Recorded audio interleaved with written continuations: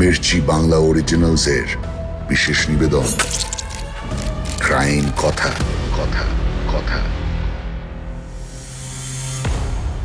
নমস্কার, আমি সৌমাদিত্য। আপনারা শুনছেন ক্রাইম কথা, যার সব চরিত্র কাল্পনিক নয়।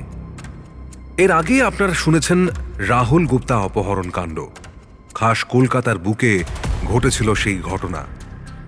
আজকে আমি আপনাদের নিয়ে যাব কলকাতা শহর থেকে 40 কিলোমিটার উত্তর পূবের মফস্বল গোবরডাঙ্গায়। গোবরডাঙ্গা পৌরসভার দক্ষিণ পূব প্রান্ত শেষ হয়েছে রত্নাখাল ব্রিজে। জায়গাটার নাম কুঠিপাড়া। পৌরসভার ভিতরে হলেও কুঠিপাড়া আদতে একটা গ্রাম। সন্ধে ঘোর হতে না হতেই এখানে নেমে আসে মধ্যরাত। রাস্তায় আলো খুব একটা বেশি নেই। তার উপর এই কাহিনীর সময়কাল 2020 সাল। পৃথিবী তখন করোনা ভাইরাসের আক্রমণে ধুঁকছে। লকডাউনে স্থবির হয়ে পড়েছে সারা দেশ। দোকানপাট, স্কুল, কলেজ, ইউনিভার্সিটি, অফিস সব বন্ধ। মানুষ গৃহবন্দী। জীবন তথৈবচ। প্রতিদিন হাজার হাজার মানুষ ঢলে পড়ছে মৃত্যুর কোলে। প্রয়োজনের সময় পাওয়া যাচ্ছে না অক্সিজেন সিলিন্ডার। হাসপাতালগুলোয় উপচে পড়ছে ভিড়। এমন অস্থির সময় জোড়া খুনের খবরে নড়ে চড়ে উঠল সমগ্র কুঠিপাড়া। আজ সেই জোড়া খুনের কাহিনী আপনাদের শোনাব। তাহলে চলুন শুরু করা যাক ক্রাইম কথা এপিসোড 6, যার সব চরিত্র কাল্পনিক নয়। ব্যানার্জি বাড়ির নাম দুটো কারণে কুঠিপাড়ার মোটামুটি সব মানুষই জানে। প্রথম কারণ, ও বাড়ির হিমসাগর আমের স্বাদ অতুলনীয়। কয়েক বছর আগেও জ্যৈষ্ঠ মাসে প্রায় প্রতিদিনই বাড়ির আম বাগানে চোর ঢুকত। অবশ্য চোর না বলে স্থানীয় ছেলে ছোকরার দল বলাই ভালো। শেষে অতিষ্ঠ হয়ে বছর 3 আগে বাড়ির কর্তা রামকৃষ্ণ ব্যানার্জি বাগানের চারদিকে পাঁচিল তুলে দিয়েছেন। পাঁচিলের উপর লাগিয়েছেন কাঁটা তার। আর দ্বিতীয় কারণটি হল, ওই বাড়ির মেয়ে বাড়ি ছেড়ে পালিয়ে গিয়েছিল কয়েক বছর আগে গোবরডাঙ্গার একটি ছেলের সাথে। ওরা নাকি বিয়েও করেছিল। শহর কলকাতায় এটা যদিও এমন কোনো মুখরোচক ঘটনা নয়, কিন্তু কুঠিপাড়ার মতো গ্রাম্য এলাকায় এমন ঘটনার রেশ টিকে থাকে অনেক দিন। ব্যানার্জি বাড়ির কর্তার নাম আগেই আপনাদের বলেছি। আসুন এবার আমরা বাড়ির বাকি সদস্যদের বিষয় একটু জেনে নিই। আসলে পারিবারিক সম্পর্কগুলো ওতপ্রোতভাবে জড়িয়ে রয়েছে এই অপরাধের সঙ্গে। তাই সবার ব্যাপারে আগে ভাগেই আপনাদের একটু জানিয়ে রাখা ভালো। ব্যানার্জি বাড়ি এখনো একান্নবর্তী। স্বর্গীয় দিবানাথ ব্যানার্জির 2 ছেলে, রামকৃষ্ণ এবং ঘনশ্যাম ব্যানার্জি। রামকৃষ্ণ ব্যানার্জির বয়স 70 ছুঁই ছুঁই। তার 2 মেয়ে। বড় মেয়ের নাম শিপ্রা। শিপ্রার বিয়ে হয়েছিল হাবড়াতে। 7 বছর আগে এক গাড়ি দুর্ঘটনায় শিপ্রা মারা যায়। আর ছোট মেয়ের নাম নন্দিনী। 4 বছর হলো নন্দিনীর বিয়ে হয়েছে গোবরডাঙ্গার খাটুরার সন্দীপ চক্রবর্তীর সঙ্গে। ঘনশ্যামের 1 ছেলে আর 1 মেয়ে। ছেলের নাম বিপ্লব আর মেয়ের নাম মিতালি। এই মিতালি ক্লাস 11-এ পড়ার সময় পালিয়ে গিয়েছিল। আপাতত ব্যানার্জি বাড়িতে রামকৃষ্ণ এবং তার স্ত্রী সুলেখা এবং ঘনশ্যাম এবং তার স্ত্রী মাধবী এবং তাদের 2 ছেলে মেয়ে থাকে। বাড়িটি দোতলা। উপরতলায় একটা ঘরে থাকে ঘনশ্যাম এবং মাধবী, অন্য ঘরে মিতালি, এবং নিচের তলায় একটি ঘর রামকৃষ্ণ এবং সুলেখার, এবং অন্য ঘরটি বিপ্লবের। তারিখটা 16ই অক্টোবর, অমাবস্যা। পুজো শেষ হয়েছে কয়েকদিন আগে। হাওয়ায় মৃদু শীতলতা। লকডাউনের কারণে এবারের পুজো পুরোটাই ছিল নিয়ম রক্ষার উৎসব। লোকজন বাড়ি থেকে বেরোতে পারছে না, বেরোলেও মাস্ক পরে বেরোতে হচ্ছে। ফলে যে অবারিত আনন্দ নেমে আসে প্রতিবার পুজোর সময়, সেটা এবার আসেনি।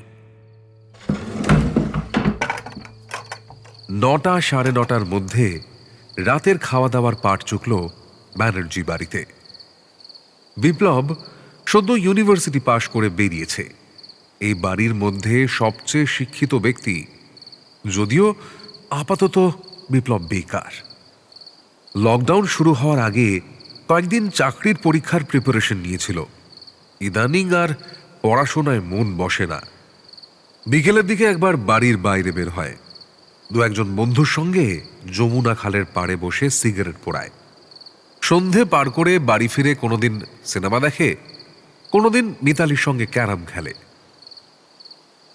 2 বছর হলো মিতালি উচ্চ মাধ্যমিক দিয়ে গোবরডাঙ্গা হিন্দু কলেজে ভর্তি হয়েছে। আপাতত যদিও ওর পড়াশোনা সব বন্ধ। শেষ রাতের অন্ধকার আর ভোরের প্রথম আলোর ওই রাতে মধ্যে এখন যুদ্ধ খাওয়া দাওয়া চলছে। শেষ করে একটা ওয়েব সিরিজ দেখছিল বিপ্লব। আকাশ বলে দিচ্ছে, ইদানিং এক এক রাতে যে কোনো সিরিজের এক একটা সিজন শেষ করে দেয় সে। ঘুমোতে ঘুমোতে 4:30 5টা বেজে যায়। সকালে কোনো কাজ নেই, ফলে ওঠার কোনো তাড়াও নেই। রাত 1:30টার দিকে হঠাৎ একটা আবছা শব্দ শুনতে পেল বিপ্লব। কানে হেডফোন গোজা থাকায় কিসের শব্দ সেটা ঠিক বুঝতে পারছিল না সে। হেডফোন খুলে যতক্ষণে বিপ্লব কান খাড়া করল, ততক্ষণে আবার শব্দটা মিলিয়ে গেছে। তবু কি মনে হওয়ায় মিনিট 5 ওভাবেই কান খাড়া করে বসে রইল বিপ্লব। আবার একটা শব্দ, এবার একেবারে দরজার ওপাশে। হঠাৎ একটা সন্দেহ দানা বাঁধল বিপ্লবের মনে। তার মনে হচ্ছে কেউ বাইরে থেকে তার ঘরের দরজাটা বন্ধ করে দিচ্ছে। বিছানায় বসেই উঁচু গলায় প্রশ্ন ছুড়ে দিল বিপ্লব। কে বাইরে? কে, জেঠু নাকি? বিপ্লবের প্রশ্নের কোনো উত্তর এলো না। বেড সুইচ টিপে আলো জ্বালল সে। তারপর খাট থেকে নেমে দরজার কাছে গিয়ে আবার প্রশ্ন করল, কে বাইরে? কে, জেঠিমা? কে? এবারও কোনো উত্তর এলো না। আলগোছে দরজার হ্যান্ডেলে হাত রাখল বিপ্লব। হালকা টান মারতেই সে বুঝল তার সন্দেহই সঠিক। সত্যি সত্যি বাইরে থেকে দরজা আটকে দেওয়া হয়েছে। কেউ কথা বলছে না কেন? তাহলে কি? সঙ্গে সঙ্গে পুরো ব্যাপারটা স্পষ্ট হয়ে উঠল বিপ্লবের সামনে। বিদ্যুৎ গতিতে সে চিৎকার শুরু করল, চোর! চোর! চোর! চোর! বিপ্লবের চিৎকার শুনে বাড়ির বাকিদের ঘুমও ভেঙে গেল। ঘনশ্যাম ঘর থেকে বেরোতে গিয়ে দেখল তার ঘরের দরজাও বাইরে থেকে আটকানো। সেও চিৎকার করতে লাগলো, আমার ঘরের দরজাও আটকে দিয়েছে রে, বাড়িতে চোর পড়েছে রে, চোর আমার ঘরের দরজা আটকে দিয়েছে। পাশের ঘর থেকে মিতালির গলার আওয়াজও ভেসে এলো, বন্ধ! আমার ঘরের দরজাও বাইরে থেকে বন্ধ বাবা। তোর দরজা ভেতর থেকে আটকে দে মিতালি, কেউ যেন ঢুকতে না পারে। আটকে দে, তাড়াতাড়ি আটকে দে।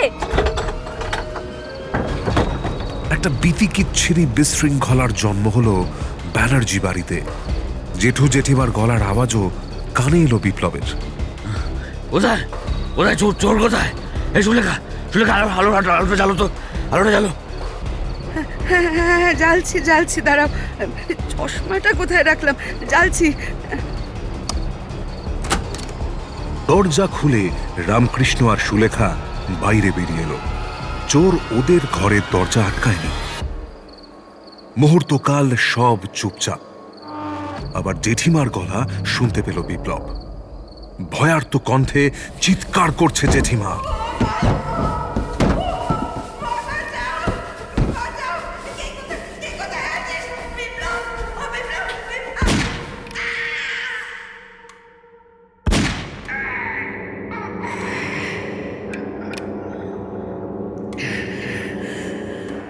মিনিট 15 মধ্যে আশপাশের বাড়ি থেকে লোকজন ছুটে এলো ব্যানার্জি বাড়ির দিকে। ততক্ষণে চোর মেইন গেট খুলে মিশে গেছে কোনো বাগানের গভীরে। মির্চি বাংলা অরিজিনালসের বিশেষ নিবেদন ক্রাইম কথা। সব চরিত্র কাল্পনিক নয়। তদন্ত বৃত্তান্ত সুরবেগ বিশ্বাস, অডিও নাট্যরূপ হিন্দোল সরকার, আবহ ধ্বনি পরিকল্পনা ও পরিচালনা সহায়তা দীপক রায়, পরিচালনা অরুণিমা দে, গল্প পাঠে সৌম্যাদিত্য মুখার্জি। প্রতিবেশীরা খোলা দরজা দিয়ে ভিতরে ঢুকল। নিচতলার বিশাল ড্রয়িং রুমে আলো জ্বলছে। ঘরের একপাশে নিথর হয়ে পড়ে আছে রামকৃষ্ণ এবং সুলেখা ব্যানার্জির দেহ। রক্তে ভিজে উঠেছে ঘরের মেঝে। বিপ্লব তখনও অকাতরে লাথি মারছে দরজায়। একজন প্রতিবেশী গিয়ে বিপ্লবের ঘরের দরজা খুলে দিল। অন্য একজন উপরতলায় উঠল বাকি দরজা দুটো খুলতে। গুলির আওয়াজ শুনেই বিপ্লব আন্দাজ করে নিয়েছিল বাইরে কি ঘটেছে। তাও যখন সমস্ত দৃশ্য সে নিজের চোখে দেখল, তার হাত পা টলে উঠল। সে দেখল গুলির আঘাতে জেঠুর মাথা থেতলে গেছে। একটা গুলি জেঠিমার ডান চোখ ছিন্ন ভিন্ন করে দিয়েছে। ঘুমিয়ে কেঁদে উঠল বিপ্লব। জেঠু,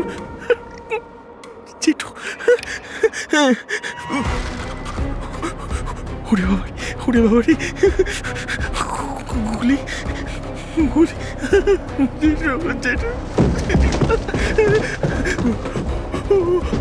এরই মধ্যে এক ছুটে নিচে নেমে এলো ঘনশ্যাম এবং মাধবী।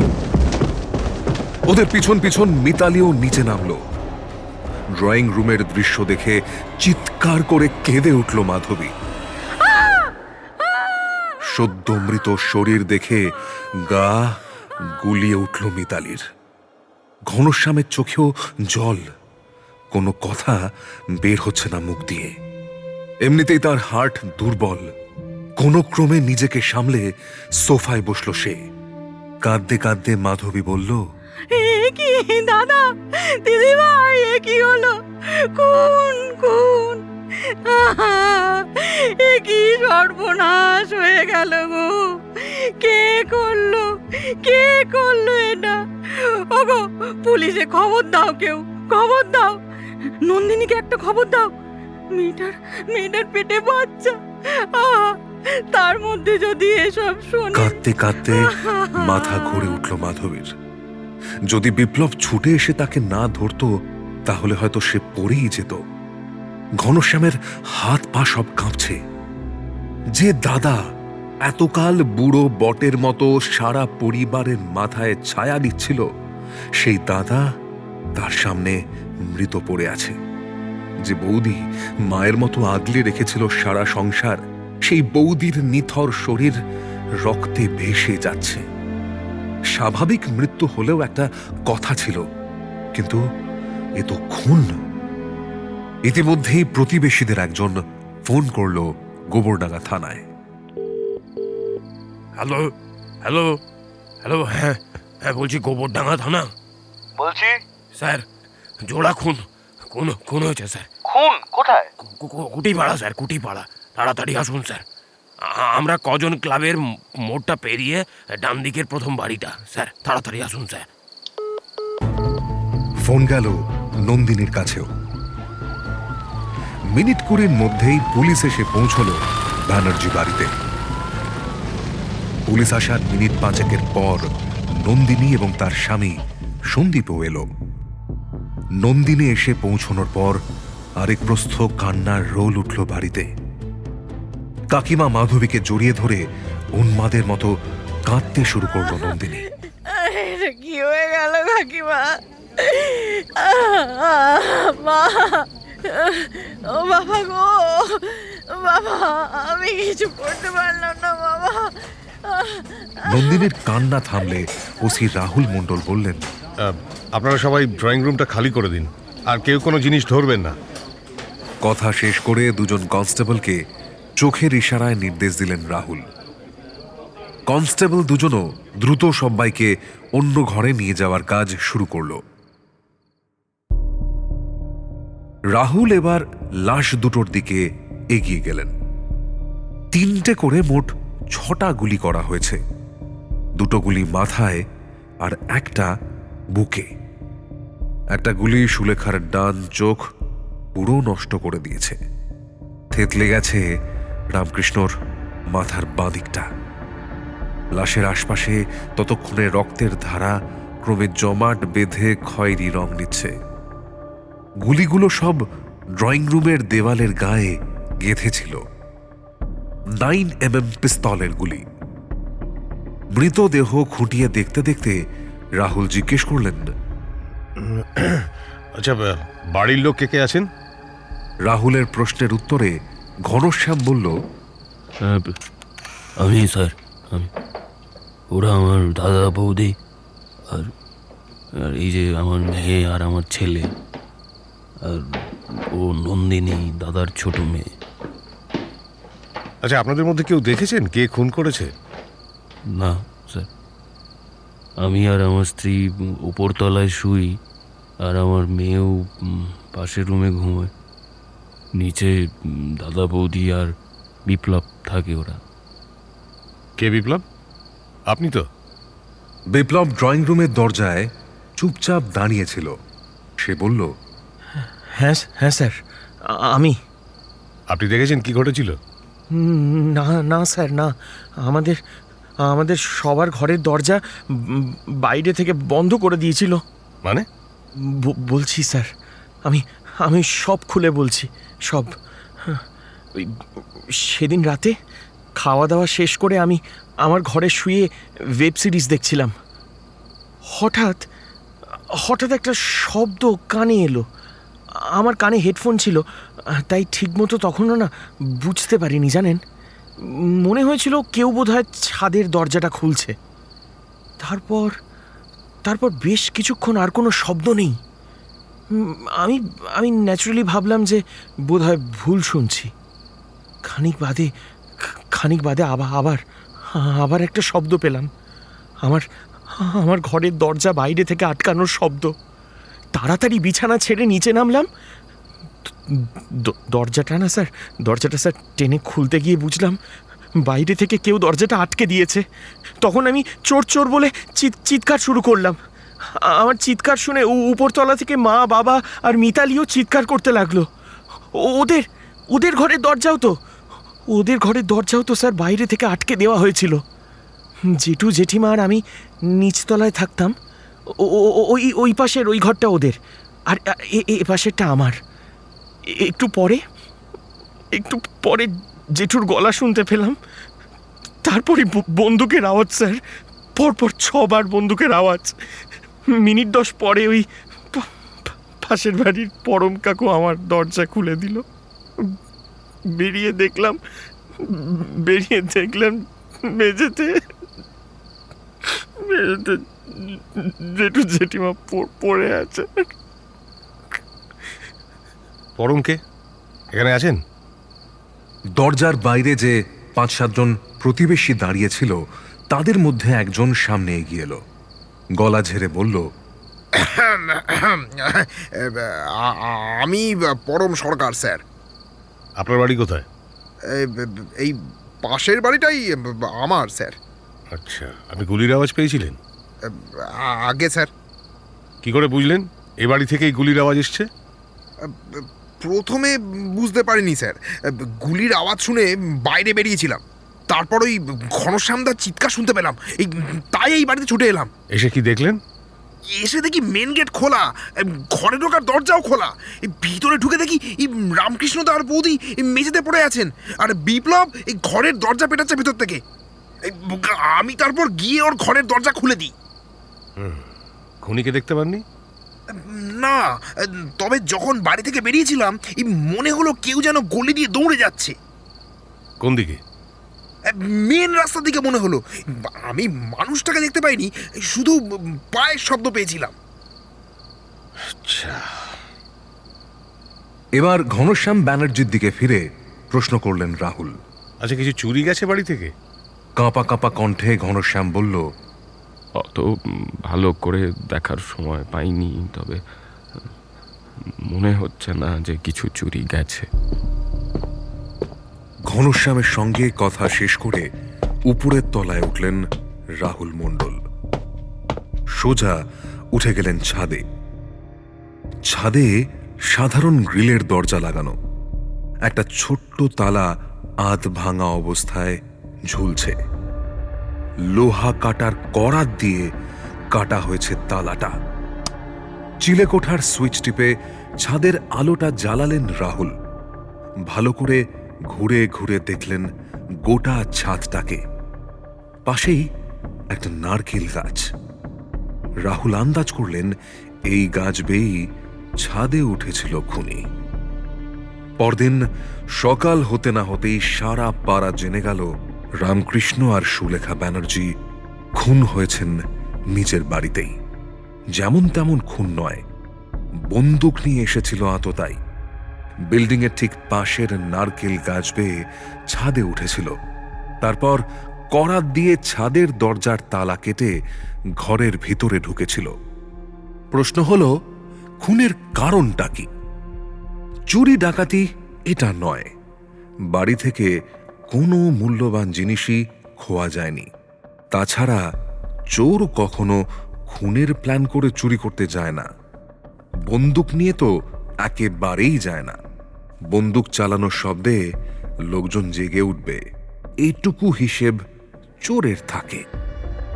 সেদিন রাতেই দুটো সিদ্ধান্তে পৌঁছেছিল গোবরডাঙ্গা পুলিশ। এক, এই খুনের পেছনে রয়েছে কোনো ব্যক্তিগত শত্রুতা। আর দুই, যে খুন করেছে সে বাড়ির ভিতরে স্ট্রাকচার খুব ভালো করে জানত। সে জানত কে কোন ঘরে ঘুমায়। বাকিদের ঘরের দরজা আটকে দিয়ে আততায়ী অপেক্ষা করছিল কখন রামকৃষ্ণ এবং তার স্ত্রী ঘরের বাইরে বেরিয়ে আসে। খুনটার ব্যাপারে বলতে গিয়ে ওসি রাহুল মণ্ডল কনস্টেবল দুর্জয়কে বললেন, আচ্ছা দুর্জয়, ইঁদুর মেরেছ কখনো? হ্যাঁ স্যার, মেরেছি তো, ইঁদুর মারা মেশিন দিয়ে। না না, ওভাবে না। ছোটবেলায় দেখতাম, জানো তো, উঠোনে ধানের পাঁজা স্তূপ করে রাখতো বাবা কাকারা। ওই পাঁজার আশেপাশে গর্ত করতো ইঁদুর। তখন কিভাবে ওদের মারতো জানো? একটা গর্তের মুখ ফাঁকা রেখে বাকি সব গর্তে জল ঢেলে দিত, আর ওই ফাঁকা মুখে একটা ঘুনি জাল মেলে রাখত। ইঁদুরের গর্তগুলো সব ইন্টারকানেক্টেড, আর ধেনো ইঁদুর জলে নিঃশ্বাস নিতে পারে না। ফলে যে মুখ দিয়ে জল আসতো না, ওরা সব সেই মুখের দিকে ছুটে যেত আর গিয়ে জালে আটকে যেত।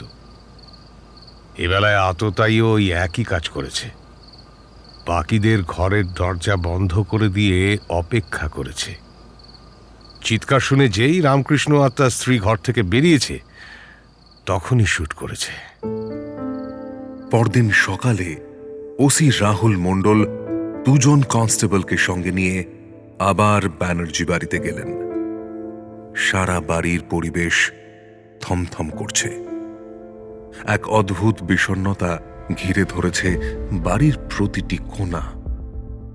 রান্নাঘর থেকে ভ্যাপসা ধোঁয়ার গন্ধ আসছে। সম্ভবত চা করতে গিয়ে কেউ দুধ পুড়িয়ে ফেলেছে। বাড়ির উঠোনে চেয়ার পেতে চুপচাপ বসে আছে ঘনশ্যাম ব্যানার্জি। রাহুলকে ঢুকতে দেখে মিতালিকে ডাকল সে। মিতালি, বলো বাবা। 3টে চেয়ার দিয়ে যেত বাইরে। মিনিট খানেক পর মিতালি আর বিপ্লব 3টে চেয়ার এনে উঠোনে পেতে দিল। চেয়ারে বসে কয়েক সেকেন্ড চুপচাপ আশপাশটা দেখে নিয়ে রাহুল বললেন, বাড়ির সবাইকে ডাকুন, আমার কিছু কথা বলার আছে। হ্যাঁ, ডাকছি। মিতালি আর বিপ্লব বাবার পিছনেই দাঁড়িয়েছিল। ঘনশ্যাম মিতালিকে বলল, যাও তোমা, ওদেরকে ডেকে নিয়ে যা। একে একে সবাই এসে দাঁড়ালো উঠোনে। রাহুল কোনো রকম ভনিতা না করে বললেন, দেখুন, খুনের প্যাটার্ন দেখে মনে হচ্ছে যে এই খুনই আপনাদের পূর্ব পরিচিত। নয়তো কে কোন ঘরে ঘুমোচ্ছে সেটা জানা সম্ভব নয়। তার উপর ছাদের দরজা কেমন, বাইরে থেকে তালা কাটা সম্ভব কিনা, তাও চেনা জানা লোক না হলে জানতে পারবে না। আচ্ছা, আপনাদের কি কারোর ওপর সন্দেহ হয়? স্যার, আমার দাদা মাটির মানুষ ছিলেন। পাড়ায় কারোর সঙ্গে আমাদের ঝামেলা নেই। রাজনীতি আমরা করি না, তো আমরা কার ওপরে সন্দেহ করবো বলুন? একটু ভেবে দেখুন তো, জমি জমা সংক্রান্ত কোনো ঝামেলা বা অন্য কোনো বিবাদ? না স্যার। ঘনশ্যামের কথা শেষ হওয়ার প্রায় সঙ্গে সঙ্গেই নন্দিনী বলল, আমার একজনের ওপরে সন্দেহ হয় স্যার, কার ওপর? চন্দন রায়। নন্দিনী চন্দন নামটা উচ্চারণ করার সঙ্গে সঙ্গে বাড়ির সবার মুখে অন্ধকার ছায়া নেমে এলো। মাধবী সভয়ে তাকালো ঘনশ্যামের দিকে। ঘনশ্যামের মুখ থমথমে। মিতালির ভীরু দৃষ্টি হারিয়ে গেল দূরে বাগানের গভীরে, এক দুর্বিষহ অতীতের দিকে। কে চন্দন রায়? প্রশ্নটা প্রায় সঙ্গে সঙ্গেই করেছিলেন রাহুল মণ্ডল। এই বাড়ির যে কেউ নয় তা তিনি বুঝতে পেরেছিলেন। তাহলে এদের কোনো আত্মীয় কি? এই চন্দন রায়ের কাহিনী জানতে গেলে আমাদের পিছিয়ে যেতে হবে 4টে বছর। নন্দিনীর তখন সদ্য বিয়ে হয়েছে। মিতালি মাধ্যমিকের গণ্ডি টপকে পা রেখেছে ক্লাস 11-এ। মিতালির হিস্ট্রি টিউশন ছিল টালিবাড়ি মোড়ে, পাশেই গোবরডাঙ্গা রাজবাড়ি। যে রাজবাড়ির হাতি ট্রেন থেকে নামানোর জন্য গোবরডাঙ্গা স্টেশনে একটা আস্ত প্ল্যাটফর্ম তৈরি করা হয়েছিল, যার বর্তমান নাম 3.5 নম্বর প্ল্যাটফর্ম। কালীবাড়ি মোড়ে একটা জেরক্সের দোকান ছিল চন্দনের। তার বয়স 26 কি 27। টিউশনের নোটস জেরক্স করতে চন্দনের দোকানেই যেত মিতালি এবং তার বন্ধুরা। সদ্য কৈশোর পেরোনো মন তখন মিতালির। পৃথিবীর সমস্ত বিস্ময় ক্রমে ওর সামনে খোলস খুলছে। একদিন একাই নোট নিয়ে চন্দনের দোকানে গেল মিতালি। সন্ধে ঘোর হয়ে এসেছে তখন। দোকানের সামনে সাইকেল স্ট্যান্ড করে সে ভিতরে ঢুকল। চেয়ারে অলস বসে চন্দন তখন একটা গানের সুর গুনগুন করছিল। সেটা শুনে খানিক অসাবধান কণ্ঠে মিতালি বলল, বাহ, বেশ ভালো গলা তো তোমার চন্দনদা। মিতালির প্রশংসা শুনে মুচকি হাসল চন্দন। তারপর গুনগুন থামিয়ে খোলা গলায় পরের লাইনগুলো গেয়ে উঠল। এই সুরে কাছে দূরে জলে স্থলে বাজার। চন্দনের গলা চড়ছে দেখে খিলখিল করে হেসে ফেলল মিতালি। বলল, স্টেজে ফেজে গাইতে পারো তো? না না, সবাইকে আমি গান শোনাই না। কচু, এই তো দিব্যি আমাকে শোনালে। মিতালির চোখে চোখ রেখে চন্দন বলল, তুমি তো আর সবাই নও। হঠাৎ শিউরে উঠল মিতালির সর্বাঙ্গ। কি একটা অনুভূতি যেন আচমকা এলিয়ে পড়ল ওর মনে।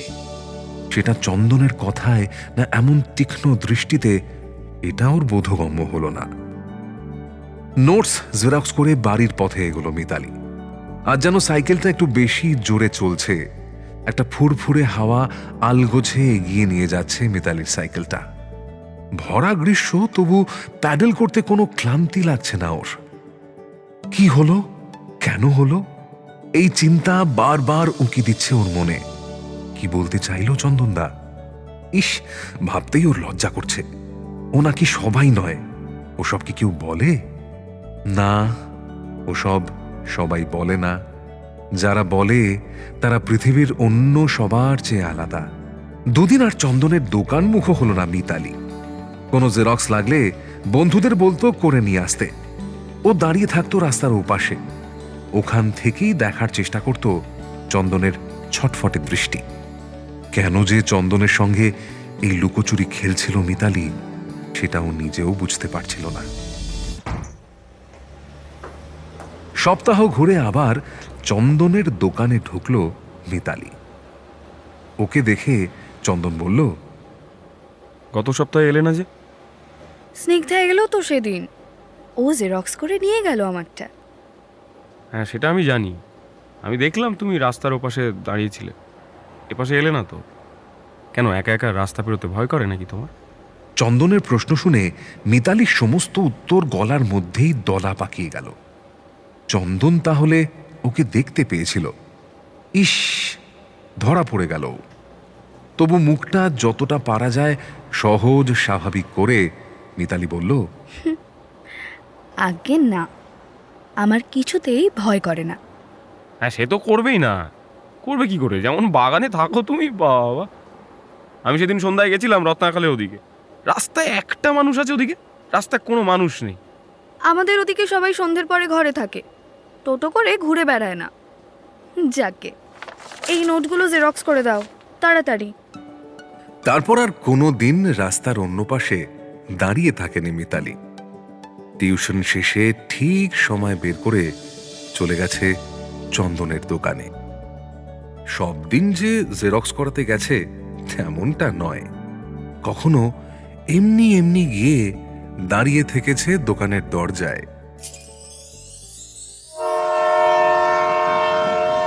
মাসখানেক পর একদিন স্কুল পালিয়ে 1:05 ডাউন ট্রেনে চাপল মিতালি। হাবড়া সিনেমা হলে নতুন সিনেমা এসেছে। আগে দু একবার দাদা দিদিদের সঙ্গে সিনেমা দেখতে গেছে মিতালি। পুজোয় বন্ধুদের সঙ্গেও একবার গেছে। কিন্তু আজ সে যাচ্ছে চন্দনের সঙ্গে। চন্দন যদিও এই কামরায় ওঠেনি, বলা তো যায় না যদি কেউ একসঙ্গে দেখে ফেলে।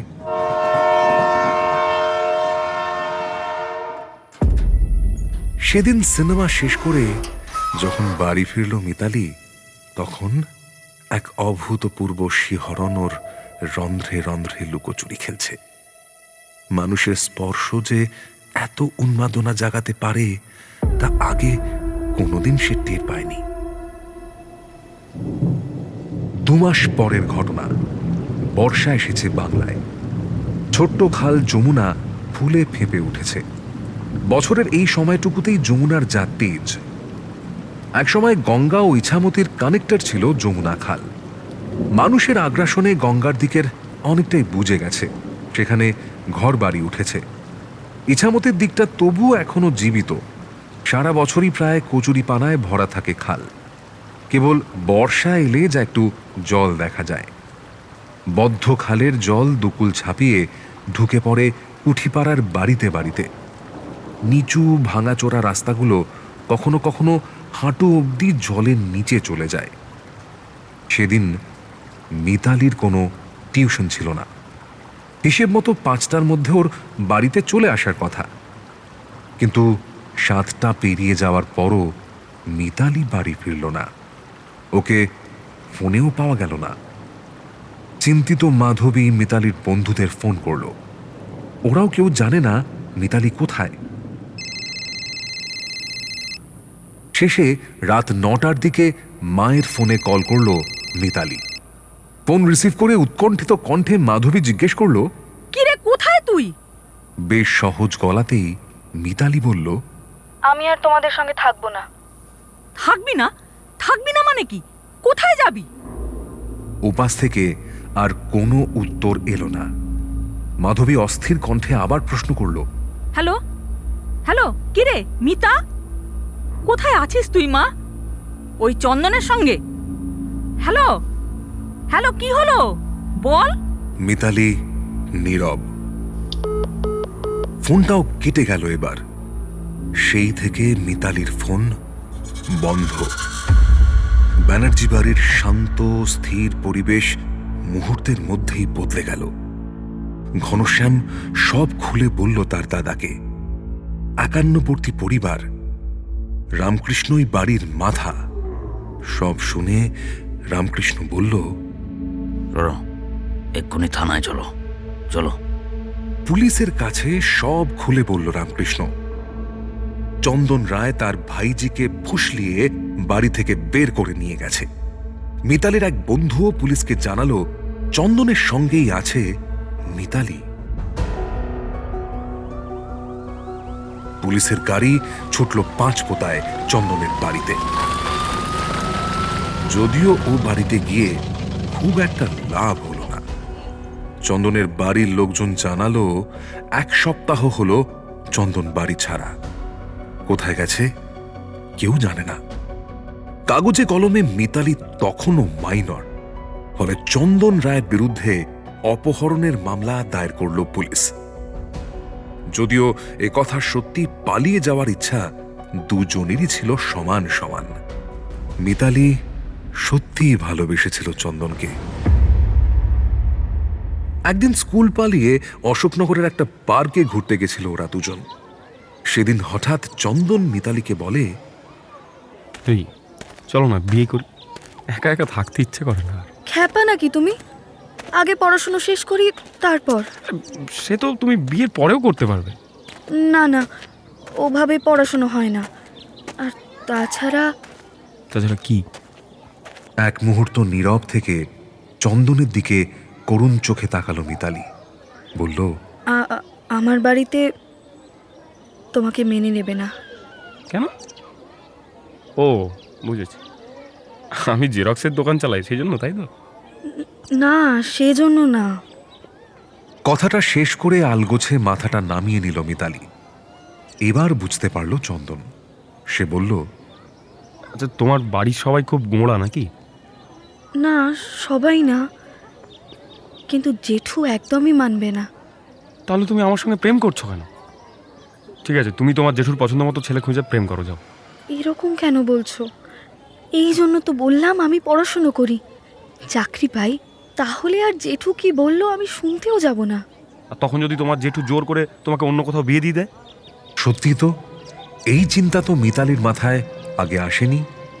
শিপ্রাদি নন্দিনীদি দুজনের বেলাতেই জেঠু নিজে পছন্দ করে ছেলে খুঁজে এনেছিল। তার বেলাতেও যে জেঠু একই কাজ করবে না, সে নিশ্চয়তা কে দেবে? মিতালিকে চুপ থাকতে দেখে চন্দন বলল, আমার একটা কথা শুনবে? কি? চলো পালিয়ে যাই। মানে? মানে মানে চলো তুমি আমার সঙ্গে, আমি কোনো একটা কাজ খুঁজে নেবো, তুমি তোমার মতো পড়াশোনা করো, কোনো অসুবিধা নেই। ধুস, কি সব বলছো তুমি? আর আরে বাবা, মা কালী দিবি, আমি সিরিয়াসলি বলছি। এই তুমি আমায় ভালোবাসো তো? হ্যাঁ, বাসি। তাহলে আমাকে বিশ্বাস করতে পারছো না কেন? না মানে, বাড়ি ছেড়ে কোথায়? মিতালির কথা শেষ হওয়ার আগেই হাত দিয়ে ওর মুখ চেপে ধরল চন্দন। তারপর ওর ঘন কালো চুলে বিলি কাটতে কাটতে বলল, সব ব্যবস্থা আমি করে রাখবো, তুমি শুধু আমার সঙ্গে চলো, ব্যাস। পালিয়ে গিয়ে আমরা বিয়ে করে নেবো। আর একবার বিয়ে হয়ে গেলে তো আমাদেরকে কেউ আলাদা করতে পারবে না। আর তখন তোমার জেঠুকেও মেনে নিতে হবে, ব্যাস, কিছু করার নেই জেঠুরা। আমার ভয় করছে চন্দন। ভয়? এই যে সেবার তুমি বলছিলে তুমি নাকি ভয় পাও না। বাড়ি ছেড়ে পালিয়ে যাওয়া নিয়ে আরো 2-3 বার আলোচনা হলো চন্দন আর মিতালির মধ্যে। তবু মিতালির মনের সংশয় পুরোপুরি দূর হলো না।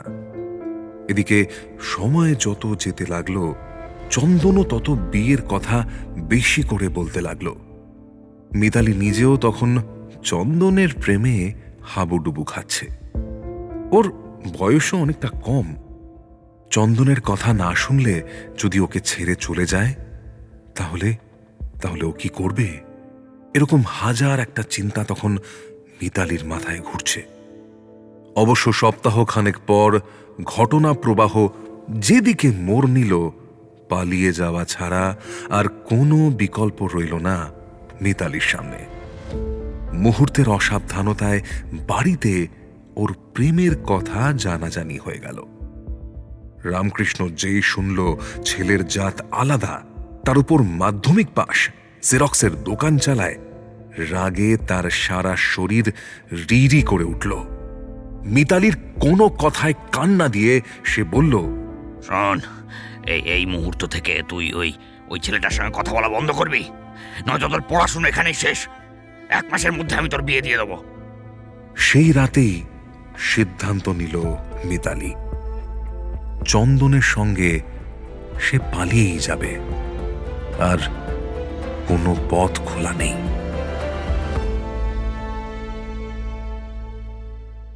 অনেক খুঁজেও শেষ পর্যন্ত পুলিশ মিতালি বা চন্দন কাউকেই পেল না। মিতালি বাড়ি ছেড়ে চলে যাওয়ার মাসখানেক পর একটা বাংলাদেশের নাম্বার থেকে কল এলো মাধবীর কাছে। ওদেশে ব্যানার্জি পরিবারের অনেক আত্মীয় স্বজন থাকত। সে ভাবল হয়তো তাদেরই কেউ হবে। কল রিসিভ করলো মাধবী। হ্যালো, কেমন আছো মা? মিতা, তুই?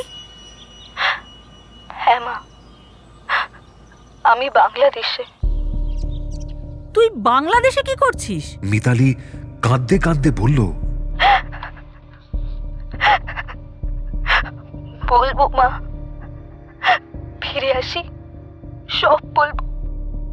তুই তুই কাঁদছিস কেন মা? কি হয়েছে? কিছু না মা, তুমি চিন্তা করো না, আমি ফিরে আসছি, সে তোমায় সব বলবো। মিতালি যে বাংলাদেশে ঠিক কি করছিল তা বিস্তারিত জানা গেল আরো দিন 15 পর, যখন ক্লান্ত বিধ্বস্ত মিতালি ফিরে এলো নিজের বাড়িতে। হঠাৎ দেখে মেয়েকে চিনতেই পারছিল না মাধবী। মিতালিকে জড়িয়ে ধরে কাঁদতে কাঁদতে সে বলল, মিতা, কোথায় ছিলি এতদিন তুই মা? এ কি চেহারা করেছিস নিজের? চোখ মুখ বসে গেছে, চোখের নিচে কালি পড়েছে। কি হয়েছিল তোর?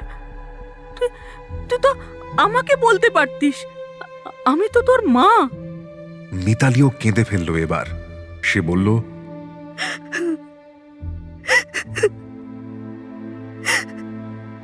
আমার ভুল হয়ে গেছে মা, আমি বুঝতে পারিনি।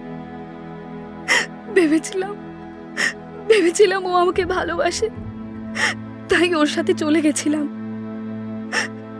তুই আমাকে একবার বলতে পারতিস, আমি তোর জেঠুকে বোঝাতাম। এরকম ভাবে চলে কেন গেলি মা? না মা, ও আমাকে ভালোবাসে না, ও মিথ্যে বলছিল। আমায় একদম ভালোবাসে না। ও একটা কাজ করতে জানে না, জানো? আমায় বাংলাদেশে ওর মাসির বাড়ি নিয়ে গেছিল। ওখানে গিয়ে সব কাজ আমাকেই করতে হয়েছে। পান থেকে চুন খসলেই খিস্তি খেয়ে ওর করতো। আমি ওর সংসার করতে পারবো না মা। আচ্ছা ঠিক আছে ঠিক আছে, সেসব পরে ভাবা যাবে। তো চন্দন এখন কোথায়? বাড়িতেই আছে। আমি জোর করে চলে এসেছি। আমাকে ওর বাড়িতেই নিয়ে যেতে চেয়েছিল। রামকৃষ্ণ যদিও মিতালিকে বকল না, বরং পরম মমতায় জড়িয়ে ধরল তাকে। বলল, কাঁদিস না খুকি, যা হয়ে গেছে তা নিয়ে আর দুঃখ পাস না। আমার ভুল হয়ে গেছে জেঠু, আমায় তোমরা ক্ষমা করে দাও। ভুল থেকেই তো মানুষ শিক্ষা নেয়। যা, কিছু একটা খেয়ে নে, মুখ তো পুরো শুকিয়ে গেছে। যা যা। সেদিনই চন্দনকে গ্রেফতার করল পুলিশ। অপহরণ, মানসিক ও শারীরিক নির্যাতন সহ বেশ কিছু ধারায় মামলা রুজু করল গোবরডাঙ্গা পুলিশ। 2 বছরের জেল হল চন্দনের। চন্দন যখন জেল থেকে বের হলো, ততদিনে মিতালির স্কুল শেষ হয়ে গেছে। গোবরডাঙ্গা কলেজে ভর্তি হয়েছে মিতালি। জেল থেকে ছাড়া পেয়ে চন্দন বেশ কয়েকবার চেষ্টা করেছে মিতালির সঙ্গে কথা বলার। চন্দনকেও ভালোবেসেছিল, একথা সত্যি।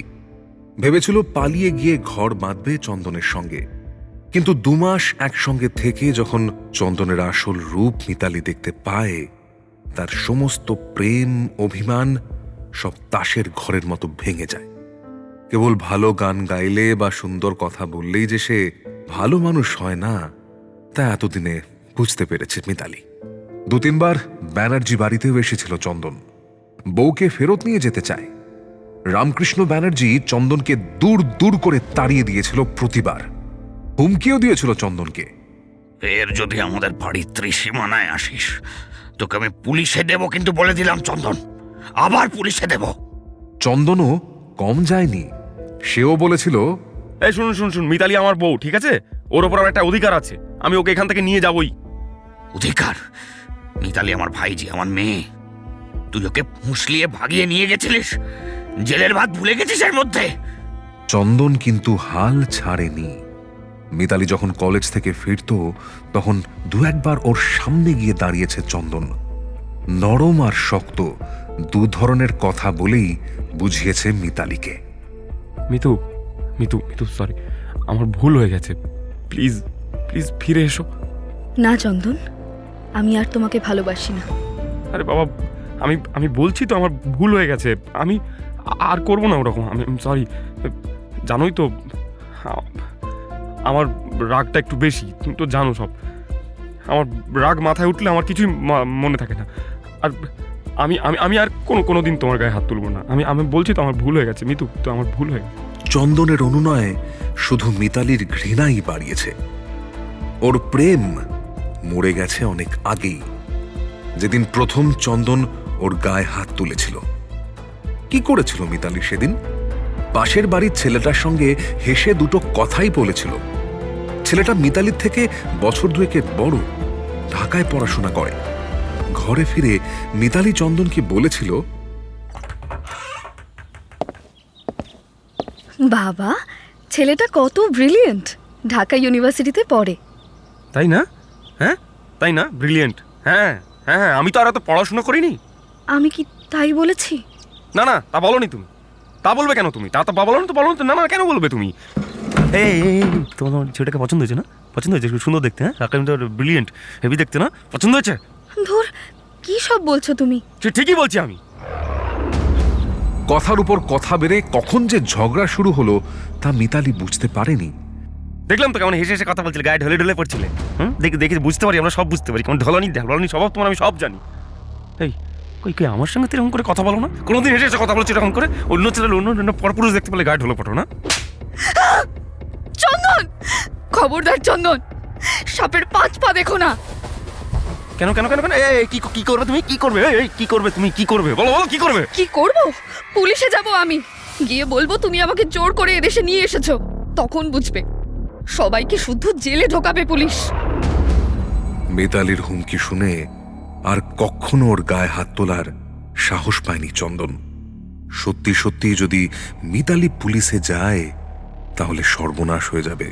শেষে একদিন ওকে নিয়ে আবার গোবরডাঙ্গায় ফিরে এলো চন্দন। গোবরডাঙ্গায় ফিরে চন্দন একবার শেষ চেষ্টা করেছিল মিতালিকে ওর বাড়িতে নিয়ে যাওয়ার। মিতালি আর রাজি হয়নি। জেল থেকে ছাড়া পেয়ে মিতালির কাছে যে শুধু অনুনয় করেছে চন্দন তা কিন্তু নয়, অনেক সময় অনুনয় বদলে গেছে রাগে। চন্দন বলেছে, বুঝি কলেজে উঠেছিস তো, নতুন ছেলে পিলে দেখছিস, হ্যাঁ এখন খুব উঠছিস, আমাকে আর কেন পছন্দ হবে? আমি তো এখন পূর্ণ হয়ে গেছি, আমাকে কেন পছন্দ হবে? আর এখন নতুন ছেলে পাচ্ছিস, লম্বা চড়া ফর্সা, হ্যাঁ এখন তো নতুন ছেলে দেখছিস। বাজে কথা বলো না চন্দন। এই চন্দন রায় বাজে কথা বলে না, চন্দন রায় বাজে কথা বলে না। আমি নিজের চোখে দেখে তারপরে বলছি, ওই যে হাবড়ার ওই যে চ্যাংড়া ছেলেটা, যে লম্বা করে সুন্দর করে ওর সাথে ঘুরছিস তুই না, আমি সব দেখতে পাচ্ছি, গা রিরি করে আমার। এই পার্কে টার্কে যাচ্ছিস, নোংরামি করছিস, নোংরামি, সব খবর পাই আমি। ঘোর না, ঘোর, তুই যতদিন ঘুরছিস ঘোর, যত ভরপুর করে ঘোর। এই তুই যদি আমার না হোস না, আমি তোকে কারণ হতে দেবো না। তুই শুধু আমার। সেই তুই যেখান থেকে ঘুরে যা, এলতলা বেলতলা, সেই বুড়ির কাছেই আসতে হবে তোকে, আমার কাছে আসতে হবে। তুই শুধু আমার। যা করবে তুমি করে নাও। জেঠু বলেছে শোনোনি, যদি নিজের ভালো চাও আমাকে আর বিরক্ত করতে এসো না। জেঠুকে আমি এখনো বলিনি যে তুমি আমাকে ডিস্টার্ব করছো। হ্যাঁ ডিস্টার্ব করছে। আরে যা। আচ্ছা তুই আর তোর জেঠু হইস। এই কি করবে রে তোর জেঠু? কি করবে তোর জেঠু? আমি চাইলে না তোর জেঠু এমন হাল করে দেবো না। শোন, তোকে আমি আমার ঘরে তুলেই ছাড়বো, আমার ঘরেই আসতে হবে তোকে। তুই আমার ঘরেই আসবি, তুই আমার শুধু তো আমার। আর তোর জেঠু, বাপ মা, জেঠিমা, দাদু, ঠাকমা, তোর 14 গোষ্ঠী কেউ আটকাতে পারবে না। তুই শুধু তোকে আমার কাছে আসতে হবে, চন্দন রায়ের কাছে আসতে হবে তোকে। আর কথা বাড়ায়নি মিতালি। এই ছেলেকে কোনো একদিন সে ভালোবেসেছিল ভাবলেই ঘেন্না ধরে যায় নিজের উপর। ছি, কোন মতিভ্রম যে হয়েছিল তার। চন্দনের এক কথায় ঘর ছেড়ে বেরিয়ে পড়েছিল। গত 2 বছরে অনেক কিছু বুঝতে শিখেছে মিতালি। ওই একটা ধাক্কা তার ম্যাচিউরিটি লেভেল বাড়িয়ে দিয়েছে অনেকখানি। অবশ্য সেই সঙ্গে আবার জুড়েছে মানসিক অবসাদ, ট্রমা। কলেজে যাওয়ার সময় ওর খালি মনে হয় সারা রাস্তার লোক ওকে দেখছে, ওর চরিত্র মাপছে। আজ এতদিন পর নন্দিনীদির মুখে চন্দন নামটা শুনে পলকের জন্য দিশেহারা হয়ে পড়েছিল সে। সত্যি তো, চন্দন তো অনেকবার থ্রেট দিয়েছিল ওকে, বলেছিল তোর জেঠু বড় বেশি চ্যাটাং চ্যাটাং করে, ওকে আমি দেখে নেব। কে চন্দন রায়? খুব বাজে ছেলে স্যার, পাঁচপোতায় বাড়ি, কালীবাড়ি বাজারে জেরক্সের দোকান আছে। সে বাজে ছেলে ভালো ছেলে সেটা ব্যাপার নয়, আপনাদের সঙ্গে তার কি সম্পর্ক? এক মুহূর্তের জন্য চুপ করে গেল নন্দিনী। নিজের ছোট বোনের ব্যাপারে বাজে কথা কিভাবে বলবে সে? শেষে ঘনশ্যাম ব্যানার্জি পুরোটা খুলে বলল। চন্দন আমার মেয়ে মিতালিকে ফুসলিয়ে বাড়ি থেকে নিয়ে গেছিল ওই বছর 4 আগে। তখন আপনি এই থানায় আসেননি স্যার, তাই জানেন না পুরোটা। আমার মেয়ে তখন 11-এ পড়তো। আমরা ওকে পুলিশে দিয়েছিলাম স্যার, 2 বছর জেল হয়েছিল ওর। তো এই জেল থেকে ছাড়া পেয়ে আমাদের বাড়ি এসে অনেকবার থ্রেট করেছে। আমার মেয়ে নাকি ওর বউ, আমরা ওর বউকে জোর করে আটকে রেখেছি, এই সব আর কি। আচ্ছা, তার সঙ্গে এই ঘটনার কি সম্পর্ক? আমি বলছি স্যার, আসলে আমার বাবার উপরেই চন্দনের সবচেয়ে বেশি রাগ।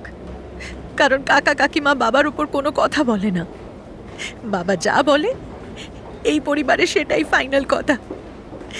চন্দন আমাদের বাড়িতে এসে বলেছিল বাবা ওকে পছন্দ করে না, মিতালি এখনো ওর কাছে ফিরতে চায়, বাবা ফিরতে দিচ্ছে না। স্যার পুরো সাইকো, পুরো সাইকো। তাই নাকি? আমি বলছি স্যার, ওই করেছে, ওই করেছে স্যার, আপনি ওকে ধরুন। এতক্ষণে মিতালি কথা বলল। চন্দন যে তাকে হুমকি দিয়েছিল সেটা এতদিন সে তার বাড়িতে জানায়নি, কিন্তু এবার জানানো প্রয়োজন। নন্দিনীদি ঠিকই বলেছে, চন্দন এই খুন করতে পারে। আর ওদের বাড়ির স্ট্রাকচারও চন্দন জানে, কার ঘর কোনটা, কে কখন ঘুমায়, সব এক সময় মিতালি বলেছিল চন্দনকে। মিতালি বলল, আমাকেও রাস্তাঘাটে থ্রেট দিয়েছে চন্দন। আসলে জেঠুর ওপর খুব রাগ জমেছিল। আমাকে আমাকেও বলেছিল যে জেঠুকে দেখে নেবে। ঠিক আছে, তাহলে এফআইআর কি চন্দনের নাম রাখবেন আপনারা? হ্যাঁ স্যার, এটা চন্দনেরই কাজ। কম টর্চার করেছে ও মিতালিকে। আসলে আসলে গরিব ঘরের ছেলে তো, আমাদের বাড়ির পয়সায় লোভ লেগে গেছিল ওর। আমি বলছি শুনুন, ওই করেছে। সেদিন সকালেই এফআইআর জমা পড়ল গোবরডাঙ্গা থানায়। অভিযুক্ত চন্দন রায়। পুলিশের একটা দল ছুটল পাঁচপোতায় চন্দনের বাড়িতে, যদিও চন্দনকে বাড়িতে পাওয়া গেল না। চন্দনের বাড়ির লোকও জানে না সে কোথায়, তার ফোনও বন্ধ।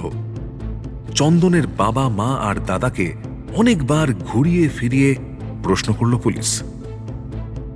কোথায় আছে চন্দন? ঠিক করে বলুন, চন্দন কোথায়? জানি না স্যার, সত্যি জানি না, বিশ্বাস করুন। আপনাদের ছেলে লকডাউনের মধ্যে কোথায় গেছে সেটা আপনারা জানেন না? জানি না স্যার, সত্যি জানি না। আসলে ও কিছু বলে যায়নি। আজ ভোরে বাড়ি থেকে বেরিয়েছে, ভেবেছিলাম দোকানে যাচ্ছে। সপ্তাহে 2-3 দিন ও দোকানে বসে, তাই আর কিছু জিজ্ঞেস করিনি। চন্দন কখন বেরিয়েছে বাড়ি থেকে? 7টা 7:30 হবে। অত সকালেও দোকান খুলতো? না স্যার, বলেছিল একটা কাজ আছে স্টেশনে, কাজ মিটিয়ে দোকানে বসবে। আচ্ছা। চন্দনের মা আর দাদাও ওর বাবার বলা কথাগুলোই ঘুরিয়ে ফিরিয়ে বলল। এদিকে বাড়ি ছাড়ার পর থেকেই চন্দনের ফোন বন্ধ, ফলে ফোন নাম্বার ট্র্যাক করেও খুব একটা সুবিধা করতে পারল না পুলিশ। ওর ফোনের শেষ active location Gobardanga rail station, পুলিশের অনুমান ট্রেনে চেপেই হয়তো পালিয়েছে জোড়া খুনের অভিযুক্ত চন্দন রায়। সেদিনই চন্দন রায়কে ধরার জন্য রাহুল মণ্ডলের নেতৃত্বে স্পেশাল টিম তৈরি করল গোবরডাঙ্গা পুলিশ। চন্দনের যত আত্মীয় বাড়ি ছিল সেগুলো মার্ক করা হলো, এমনকি বিএসএফ এর সঙ্গেও যোগাযোগ করা হলো। পুলিশের মনে হচ্ছিল চন্দন বর্ডার পেরিয়ে বাংলাদেশেও চলে যেতে পারে। বাড়ির লোকের সূত্রেই পুলিশ জানতে পেরেছিল বারাসতের নীলগঞ্জে চন্দনের এক মাসির বাড়ি আছে। চন্দন মাঝে মধ্যেই মাসির বাড়িতে যেত, এমনকি মিতালিকে নিয়ে বাংলাদেশ যাওয়ার আগে সপ্তাহখানেক ওই মাসির বাড়িতেই ছিল ওরা। সাব ইন্সপেক্টর তৌফিকের নেতৃত্বে পুলিশের একটা টিম নীলগঞ্জ ছুটল পরদিন। গন্তব্য চন্দনের মাসি লতিকা সাহার বাড়ি। এক প্রস্থ জিজ্ঞাসাবাদের পর লতিকা সাহা পুলিশকে জানালো,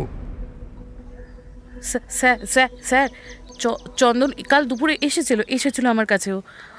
ও এসেছিল, কিন্তু ও তো তারপর সন্ধ্যের পর বেরিয়ে যায় স্যার।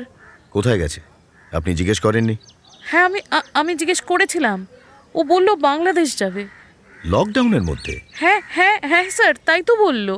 আপনি ওকে আটকালেন না কেন? আমি কি করে আটকাবো স্যার? একেবারে বেপরোয়া, কারুর কথা শোনে না। ও নিজে যা ভালো মনে করে ও তাই করতো। আমি আটকালে শুনতো না স্যার। ওর সঙ্গে কোনো ব্যাগ ট্যাগ ছিল? একটু ভেবে লতিকা সাহা বলল, ব্যাগ না স্যার, কোনো ব্যাগ ট্যাগ ছিল না। চন্দন এখানে আসার আগে আপনাকে ফোন করেছিল? হ্যাঁ হ্যাঁ হ্যাঁ স্যার, করেছিল। নাম্বারটা দেখান তো। কল লিস্ট খুঁজে চন্দনের নাম্বারটা তৌফিককে দেখালো লতিকা। তৌফিকের চেনা নাম্বার। চন্দনের বাবাই এটা পুলিশকে দিয়েছে গতকাল সকালে। লতিকার বাড়ি থেকে বেরিয়ে বিএসএফকে ইনফর্ম করল তৌফিক। চন্দনের ছবি আগেই পাঠানো হয়েছিল বিএসএফ এর কাছে। বাড়ির লোককে জিজ্ঞাসাবাদ করে জানা গিয়েছিল চন্দন ঘোজাডাঙ্গার সাইড থেকেই বেশিরভাগ সময় বাংলাদেশের দিকে যায়। মিতালিও ব্যাপারটা কনফার্ম করেছিল। ফলে গোবরডাঙ্গা পুলিশ বসিরহাট থানার সঙ্গেও যোগাযোগ রেখেই এগোচ্ছিল। বনগাঁ পূর্ব ভারতের অন্যতম প্রধান স্থলবন্দর, সিকিউরিটি অনেক বেশি। ফলে এদিক থেকে খুব বেশি লোক চোরাই পথে যাতায়াত করে না, ধরা পড়ার চান্স অনেক বেশি থাকে। সেদিক থেকে ঘোজাডাঙ্গা গেদে বর্ডারের আশপাশ থেকে ওদেশে পাস হওয়াটা অনেকটাই সহজ। যতই বাংলাদেশের প্রসঙ্গ আসুক না কেন, রাহুল মণ্ডলের মন বলছিল চন্দন এদেশেই আছে। ইচ্ছে হলেই একদিনের মধ্যে কেউ চোরাই পথে বাংলাদেশে যেতে পারে না। তার উপর এখন লকডাউন চলছে। রাহুল মণ্ডলের মূল বাড়ি বসিরহাটের সংগ্রামপুরে। চোরাই পথের রুট সম্পর্কে বেশ ভালো রকম ধারণাই ছিল তার।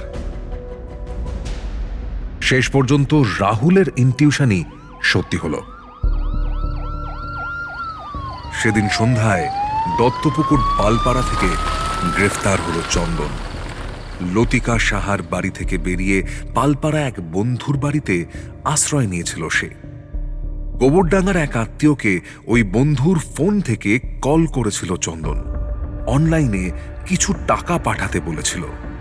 ওই আত্মীয়ই পুলিশকে খবর দেয়। পুলিশ ফোন নাম্বার ট্রেস করে গ্রেফতার করল চন্দনকে। গ্রেফতার করার পর চন্দনকে জিজ্ঞাসাবাদের জন্য গোবরডাঙ্গা থানায় নিয়ে যাওয়া হলো। জেরার এক পর্যায়ে চন্দন স্বীকার করল যে সে সত্যি সত্যি বাংলাদেশ চলে যেতে চেয়েছিল কিছু টাকা পয়সা জোগাড় করে। চন্দন বলল,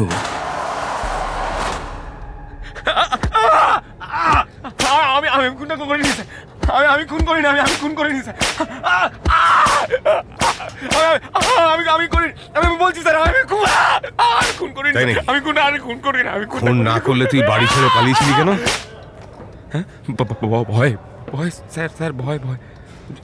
যখন শুনলাম যে মিতালির জেঠু জেঠিমা খুন হয়েছে, আমি জানতাম ওরা আমার কথা পুলিশকে বলবেই, ওরা বলবে। আমি ভয় পেয়ে গেছিলাম। ভয় পেয়েছিলি? কিসের ভয় পেয়েছিলি তুই? তুই যখন বলছিস খুন করিসনি, তাহলে ভয়টা কিসের? স্যার ওরা ভালো মানুষ না স্যার। আগের বার আমাকে ফাঁসিয়ে দিয়েছিল ওই ওই ওই যে রামকৃষ্ণ ব্যানার্জি আমাকে ফাঁসিয়ে দিয়েছিল। মিতালি আমাকে ভালোবাসে স্যার, আমাকে হেভি ভালোবাসে, আমি জানি। আমি ওকে খুব ভালোবাসি স্যার। আমরা একে অপরকে ঝগড়া ঝামেলা কোন সংসারে হয় না বলুন না? দুটো কাঁচা পিতলের হাঁড়ি বাটি থাকলে তো একসঙ্গে ঢোকাঢুকি লাগবেই। তাই বলে কি আমি মিতালিকে আমি ছেড়ে দেবো না? ওরা আমাকে আলাদা করে দিল, মিতালির সঙ্গে আমার সঙ্গে আলাদা করে দিল। এই ঝগড়া ঝামেলা নির্যাতন করা দুটো এক জিনিস নয়। তোর ফাইল আমি পড়েছি চন্দন, একদম ধড়িবাজি করবি না। খুনটা কিভাবে করলি বল? সত্যি বলছি স্যার, স্যার মাই বলছি, সত্যি বলছি স্যার, আমি খুন করিনি স্যার, আমি খুন করিনি স্যার। তাহলে বল কাকে দিয়ে খুন করিয়েছিস? বিশ্বাস করুন স্যার, বিশ্বাস করুন স্যার, মা কালী দিব্যা মিতালি দিব্যা আমি খুন করিনি স্যার, আমি খুন করিনি স্যার, আমি করি।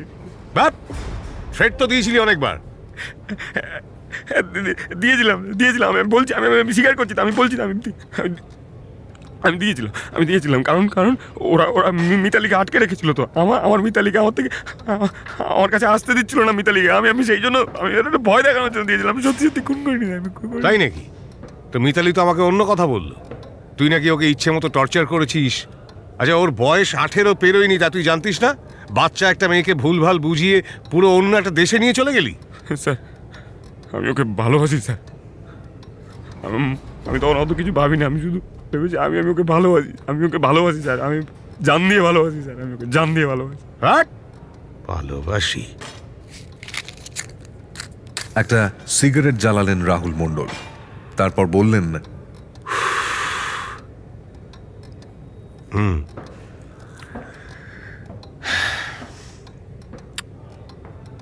তুই যদি নিজের থেকে সবকিছু স্বীকার করে নিস তাহলে আমারও পরিশ্রম কম হবে আর তোরও হাত পা জায়গা মতন থাকবে, বুঝেছিস? সেই জন্যই বলছি, আর পেঁচাস না বেশি। আমি মিথ্যে কথা বলছি না স্যার, আমি মিথ্যে কথা বলছি না স্যার।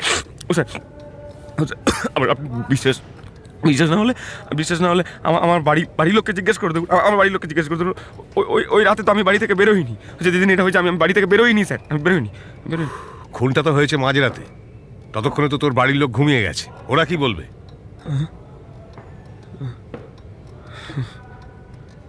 তাহলে আমি আর কি বলতে পারি স্যার?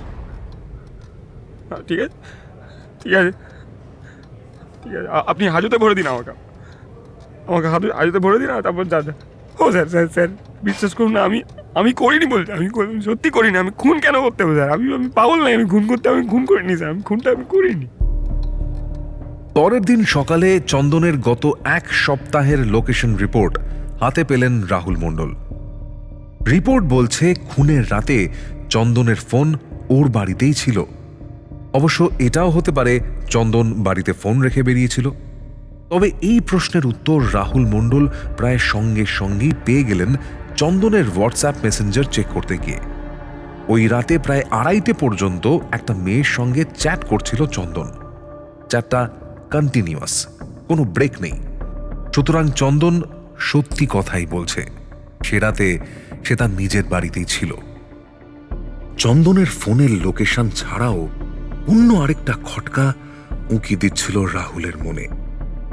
আততায়ী যে সে বন্দুক ব্যবহার করেনি খুনটা করার জন্য, 9mm অটোমেটিক পিস্তল, চোরাই বাজারে যার দাম 9 করে হলেও 70 থেকে 80 হাজার টাকা।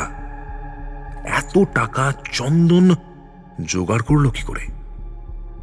চন্দনের বাড়ি সার্চ করেও কোনো পিস্তল খুঁজে পাওয়া যায়নি। তার উপর যদি ও কোনো ভাড়াটে খুনি লাগায় খুনটা করবার জন্য, তার জন্য তো টাকা লাগবে। আবার জেরা শুরু হলো। ওসি রাহুল মণ্ডল চন্দনকে জিজ্ঞেস করলেন, আচ্ছা চন্দন, খুনের রাতে কি করছিলি তুই? হ্যাঁ, পিয়ালির সঙ্গে কথা বলছিলাম স্যার। কে পিয়ালি? আমার বন্ধু, ওই হাবড়ায় বাড়ি, মাসখানেক হলো আমাদের কথা হচ্ছে।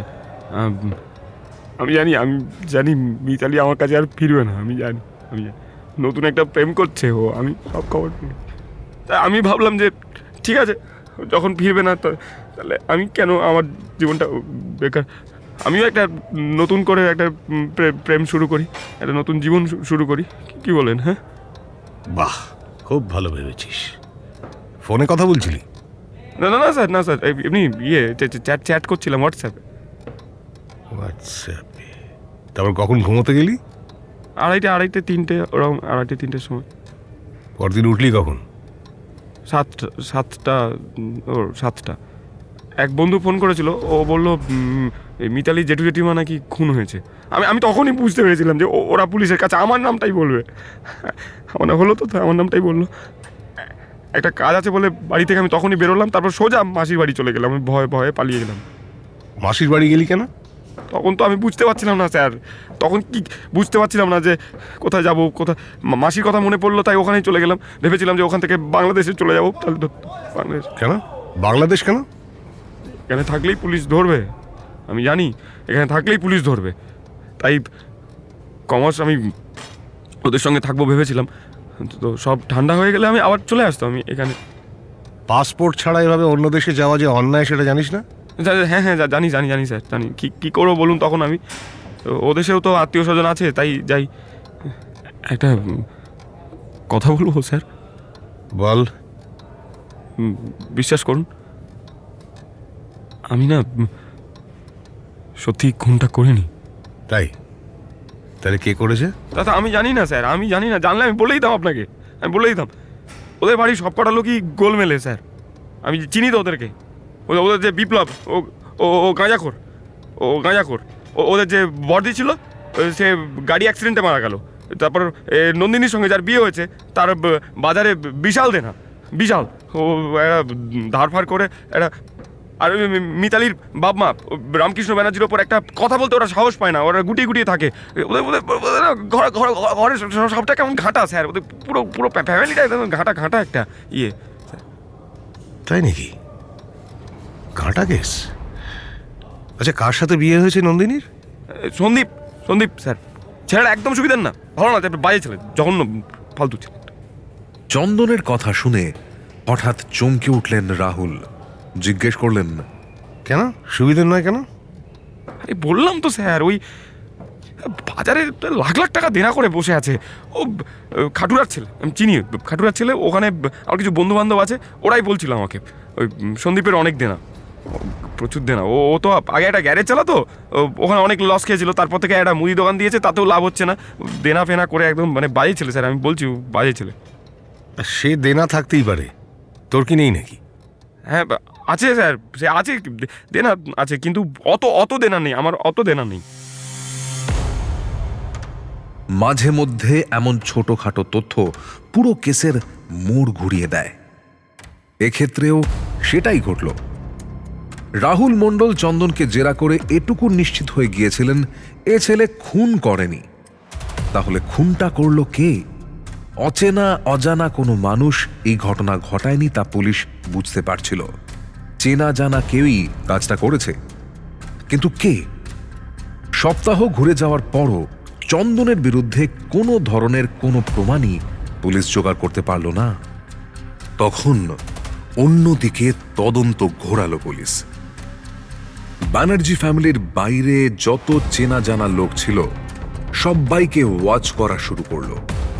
সবার ফোনের লোকেশন হিস্ট্রি, কল হিস্ট্রি সব বের করলো গোবরডাঙ্গা পুলিশ। প্রত্যেকের ফাইল ধরে ধরে মেলাতে গিয়েই চমকে উঠলেন রাহুল মণ্ডল। চন্দনের বলা কথাগুলো আরো একবার তার কানে বেজে উঠল। হঠাৎ করেই একটা নতুন ষড়যন্ত্রের জাল চোখের সামনে স্পষ্ট হয়ে উঠল। রামকৃষ্ণ ব্যানার্জি আর তার স্ত্রী সুলেখা ব্যানার্জি খুন হওয়ার ঠিক 10 দিনের মাথায় সন্দীপ চক্রবর্তীকে গ্রেফতার করল গোবরডাঙ্গা পুলিশ। সন্দীপ চক্রবর্তী রামকৃষ্ণর ছোট মেয়ে নন্দিনীর স্বামী। গোবরডাঙ্গা বাওরের ঠিক পাশেই একটা মুদির দোকান চালায় সন্দীপ। চন্দনকে যেমন হুট করে গ্রেফতার করে ফেলেছিল পুলিশ, সন্দীপের ক্ষেত্রে সেই ভুলটা করলেন না রাহুল মণ্ডল। একে একে সমস্ত প্রমাণ তিনি জোগাড় করলেন গ্রেফতার করবার আগে। শুরুতেই সন্দীপের ফোনের লোকেশন চেক করলেন তিনি। খুনের রাতে ব্যানার্জি বাড়ির আশপাশে সন্দীপের ফোনের লোকেশন পাওয়া গেল। পোস্টমর্টেম রিপোর্ট আর বাড়ির সদস্যদের বয়ান অনুযায়ী খুনের সময় ছিল রাত 1:30 থেকে 40-এর মধ্যে। ঠিক ওই সময়ই সন্দীপের ফোন কুঠিপাড়ার রাস্তাতে অ্যাক্টিভ ছিল। খুনের রাতে আপনি কোথায় ছিলেন? কোথায় আবার থাকবো? বাড়িতে ছিলাম। আরে, আমি তো বুঝতেই পারছি না আপনারা আমাকে কেন গ্রেপ্তার করলেন। হ্যাঁ শুনুন, আমার বউ প্রেগনেন্ট। আমি কিরকম মানসিক চাপের মধ্যে দিয়ে যাচ্ছি সেটা কি আপনারা বুঝতে পারছেন না? পারছি, একদম বুঝতে পারছি। সেই জন্যই বলছি তাড়াতাড়ি সবটা বলে দিন, তাহলে আমরাও আর বেশি ঝামেলা করব না। আরে বাবা, বলছি তো আমি বাড়িতে ছিলাম। আচ্ছা, বাড়িতেই ছিলেন, কিন্তু আপনার ফোনের লোকেশন যে বলছে খুনের সময় আপনি কুঠিপাড়ার আশেপাশে ছিলেন। কি মুশকিল! আপনাদের বিশ্বাস না হলে আপনারা নন্দিনীকে জিজ্ঞেস করতে পারেন। টেকনোলজি তো এরকম ভুল মাঝে মধ্যে করতেই পারে। তা পারে, কিন্তু ফোনের লোকেশন ট্রেস করা এমন কোনো আহামরি টেকনোলজি নয় যে সেটা ভুল হবে। তাই বলছি ভালোই ভালোই বলে দিন। আরে বলছি তো আমি কোনো খুন করিনি। আমি কেন আমার শ্বশুরমশাইকে খুন করতে যাব বলুন তো? আমার তাতে লাভটা কি? লাভ হলো বাজারে আপনার যা দেনা হয়েছে তা একবারই শোধ করে দিতে পারবেন। তা কত দেনা হয়েছে যেন আপনার? আমার কোনো দেনা নেই। মিথ্যে কথা বলবেন না। কত দেনা? 8 লাখ না 9 লাখ? এতক্ষণ বেশ আটঘাট বেঁধেই উত্তর দিচ্ছিল সন্দীপ। এবার তার চেহারায় স্পষ্টতই ভয়ের রেখা ফুটে উঠল। মাথা নিচু করে সে বলল, 9.5 লাখ। এই তো, এটা প্রথমবার বললেই হয়ে যেত। জাগে, এবার বলুন তো খুনটা কিভাবে করলেন? আরে বাবা, বলছি তো আমি খুন করিনি। চুপ! দেখুন সন্দীপ বাবু, মোবাইল ফোনের তো আর হাত পা হয় না যে সে হেঁটে হেঁটে ঠিক খুনের সময় আপনার শ্বশুরবাড়ি পাড়ায় চলে যাবে ঘুরতে। আপনি যদি সত্যিটা না বলেন তাহলে কিন্তু আপনার প্রেগনেন্ট স্ত্রীকে আমাদের বাধ্য হয়ে থানা এনে জেরা করতে হবে। সেটা কি খুব ভালো হবে? রাহুল মণ্ডলের এই একটা হুমকিতে কাজ দিল। দ্বিধাবিভক্ত সন্দীপ কয়েক সেকেন্ড চুপ করে থেকে তারপর বলল, না না না বলছি আমি সব বলছি, কিন্তু প্লিজ আপনারা নন্দিনীকে এর মধ্যে টানবেন না। একটা দীর্ঘশ্বাস ছেড়ে সন্দীপ বলা শুরু করল কিভাবে সে খুন করেছে নিজের শ্বশুর শাশুড়িকে। এবার সেই কাহিনী আমি আপনাদের শোনাব। তার জন্য আমাদের মাস তিনেক পিছিয়ে যেতে হবে।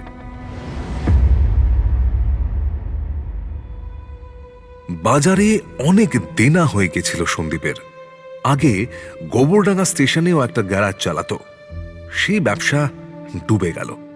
তারপর মুদির দোকান খুলল সন্দীপ, সেটাও লকডাউন শুরু হওয়ার পর একরকম বন্ধই পড়ে আছে। তার উপর নন্দিনী প্রেগনেন্ট, খরচ দিনকে দিন বাড়ছিল। সেই জন্যই ধার নেওয়া শুরু করলো সন্দীপ। কবে যে সেই ধার লাখ টাকা ছাড়িয়ে গেল সেটা সে খেয়াল করেনি। যতদিনে তার হুঁশ হলো ততদিনে 7 থেকে 8 লক্ষ টাকা দেনা হয়ে গেছে বাজারে।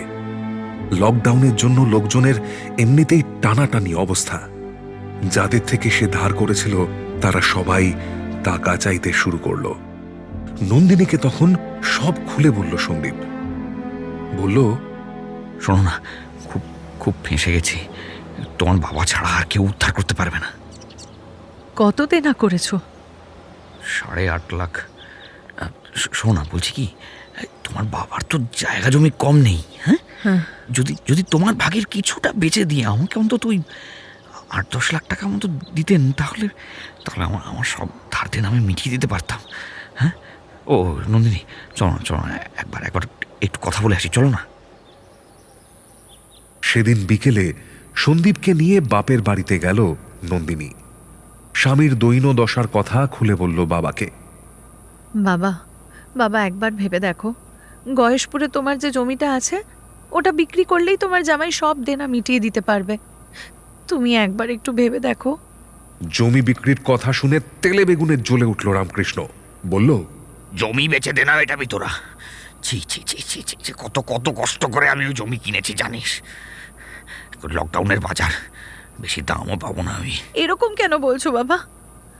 তোমার যা কিছু আছে তার অর্ধেক তো আমার ভাগের থেকেই না হয় কিছু একটা বেচে দাও। হ্যাঁ, অর্ধেক তোমার, কিন্তু সেটা আমি মরার পর, তার আগে নয়। নন্দিনী এবার মায়ের দিকে তাকালো, বলল, মা, মা বাবাকে একটু বোঝাও না, এত টাকার দেনা ও শোধ করবে কি করে বলো? সুলেখা কিছু বলার আগেই রামকৃষ্ণ বলল, কেন, তোদের বাড়ির পেছনে যে 3 কাঠা ক্ষেত আছে ওটা বেচে দে। কি সন্দীপ, ওটা বেচছ না কেন? হ্যাঁ, সন্দীপ চুপচাপ দাঁড়িয়ে সব শুনছিল। এই আলোচনায় তার কিছু বলার থাকতে পারে না, অথচ শেয়ানা রামকৃষ্ণ ঠিক তাকেই প্রশ্নটা করেছে। মাথা নিচু করে সন্দীপ বলল, ওটাই তো দাদারও ভাগ আছে, দাদা এখন বেচবে না বলেছে। তাহলে সম্পত্তিটা দেখিয়ে ব্যাংক থেকে লোন নাও, কিন্তু আমার জমিতে 1 ফোঁটাও হাত দিতে দেব না, এটাই আমার শেষ কথা। কথা শেষ করে উঠে দাঁড়ালো রামকৃষ্ণ। তারপর কোনো দিকে না তাকিয়ে সোজা ঘরের বাইরে চলে গেল। নন্দিনী এবার সুলেখাকে জড়িয়ে ধরল, তার চোখ থেকে অঝরে জল পড়ছে। মা, মা তুমি একটু বাবাকে বোঝাও প্লিজ, তোমাদের নাতি আসছে কমাস পর, এই অবস্থায় এরকম ছুটোছুটি কি আমি করতে পারি বলো? একটু বোঝাও বাবাকে। মেয়ের চুলে শান্তভাবে হাত বোলাতে বোলাতে সুলেখা বলল, কাঁদিস না মা, ঠিক আছে, আমি দেখছি তোর বাবার সাথে কথা বলে। এত জমি দিয়ে কি করবে বাবা? গয়েশপুরের ওই জমিতে না ভালো ধান হয়, না ক্ষেত করা যায়, পতিত হয়ে পড়ে আছে যমুনার পাশে, কি দরকার ওটা রাখার? তোর বাবাকে তো চিনিস, ও নিজে কখনো ধার দেনা করে না, আর এসব পছন্দও করে না। জাগে, তোরা চিন্তা করিস না, আমি ওকে বুঝিয়ে বলবো। রামকৃষ্ণকে বুঝিয়ে যদিও কোনো লাভ হলো না। সেই রাতেই আবদারের সুরে স্বামীকে বলেছিল জমিটা বিক্রি করে সন্দীপের ধার শোধ করে দেওয়ার জন্য। রামকৃষ্ণ রাজি হয়নি। মাসখানেক পর আরো একবার বাপের বাড়িতে এলো নন্দিনী আর সন্দীপ। এবার যদি রামকৃষ্ণকে বোঝানো যায়, কিন্তু সে ঘুরে বালি। এমনকি সুলেখাও এবার খুব একটা প্রশ্রয় দিল না নন্দিনীকে। রাগে অপমানে সেদিনই ঠিক করল সন্দীপ যে বুড়োকে সরিয়ে দেবে। ওই জমি টাকা সবই তো নন্দিনীর, যা নন্দিনীর তা তো সন্দীপেরই। পাওনাদারদের সন্দীপ বলে এলো কয়েক মাসের মধ্যেই সুদ সহ সব টাকাও মিটিয়ে দেবে। পরের 2 মাস শুধুই ভাবল সন্দীপ কিভাবে কাজটা করবে। হুজুগের বসেও ভেবেছিল খুন করে দেবে শ্বশুর শাশুড়িকে, কিন্তু মাথা ঠান্ডা হওয়ার পর সন্দীপ বুঝতে পারল কাজটা নেহাত সহজ নয়। তবু এটা ছাড়া আর কোনো রাস্তাও তো নেই। এই সব ভাবতে ভাবতেই একটা নাম মাথা এলো সন্দীপের, বাপ্পা। এই বাপ্পা, তুই শালা এত ড্রপ মারিস কেন বলতো? কি রব মারি? তুই কাজের খোঁজে কলকাতার গিয়ে বীরভূম থেকে গোবরডাঙ্গা এসেছিস? হ্যাঁ, এটা আমাকে বিশ্বাস করতে হবে? সারা বিশ্বাস না হলে করিস না। কে মাথা দিব্যি দিয়েছে? না, কেউ দেয়নি। তুই আমাকে সত্যিটা বল। আমি কাউকে বলবো না বাপ্পা, আমারই বলছি, মদ শুনে বলছি। বাপ্পা জুলু জুলু চোখে তাকালো সন্দীপের দিকে, যেন একবার ও মেপে নিল সন্দীপকে। তারপর বলল, কাউকে যদি বলেছ না, চানে মেরে দেব। বুড়ো শিকদারের নাম শুনেছিস? না তো, কে বুড়ো শিকদারকে? বীরভূমের বালি মাফিয়া, সব আতিপাতি কন্ট্রাক্টর গইয়েছে না এখন, ওদের বাপ সালা বাপ। না বাপ না, ঠাকুরদা। আমি বুড়ো শিকদারের হয়ে কাজ করি। এবার একজনকে ওড়াতে গেছিলাম, পারিনি। হ্যাঁ সালা আমার দোষ না, দলের একজন খবর লিক করে দিয়েছিল, মালটা বেঁচে যায়। ওই জন্যই আমি এলাকা ছেড়েছি। গোবরডাঙ্গায় এসছি কারণ বাংলাদেশটা কাছে। পুলিশ ধরতে এলে টুক করে পাশে চলে যাব। বাপ্পার কাহিনী শুনতে শুনতে চোখ বড় হয়ে গেল সন্দীপের। ঘন হয়ে এলো নিঃশ্বাস। যে ছেলেটা দিনের পর দিন তার গ্যারাজে হেড মেকানিকের কাজ করে চলেছে সে তলে তলে এই ঘুঘু। সন্দীপকে চুপ থাকতে দেখে বাপ্পা বলল, এই এসব কাউকে বলিস না যেন সন্দীপ, আমার কিন্তু কিচ্ছু হবে না। আমি কোথায় আছি, কার কাছে আছি, শিকদারদা সব জানেন। যদি আমার কিছু হয়ে যায় না, ওরা কিন্তু তোকে ছাড়বে না। আমি কাউকে বলবো না বাপ্পা, আমারই বলছি, মদ মদ ছুঁয়ে বলছি। বাপ্পার ব্যাপারে সত্যি কাউকে বলেনি সন্দীপ। গ্যারাজ বন্ধ করে মুদিখানার দোকান খোলার পরেও বন্ধুত্ব টিকে রইল দুজনের। শ্বশুর শাশুড়িকে খুনের প্ল্যানটা প্রথম বাপ্পাকেই খুলে বলল সন্দীপ। বাপ্পাও অনেকদিন নিজের সহজাত কাজকর্ম ছেড়ে অলস সময় কাটাচ্ছিল। সন্দীপের প্ল্যান শুনে রীতিমতো চোখ চকচক করে উঠল ওর। বাপ্পা জিজ্ঞেস করল, কিভাবে খুন করবে কিছু ভেবেছিস? আচ্ছা আচ্ছা, অ্যাক্সিডেন্ট ঘটালে হয় না? অ্যাক্সিডেন্ট? না না, লকডাউনের জন্য এমনি কেউ বাড়ি থেকে বেরোচ্ছে না, অ্যাক্সিডেন্ট করাবে কি করে? তাহলে সবচেয়ে সহজ হলো বাড়ির ভেতরে মেরে ফেলা। আরে বাবা বলিস কি?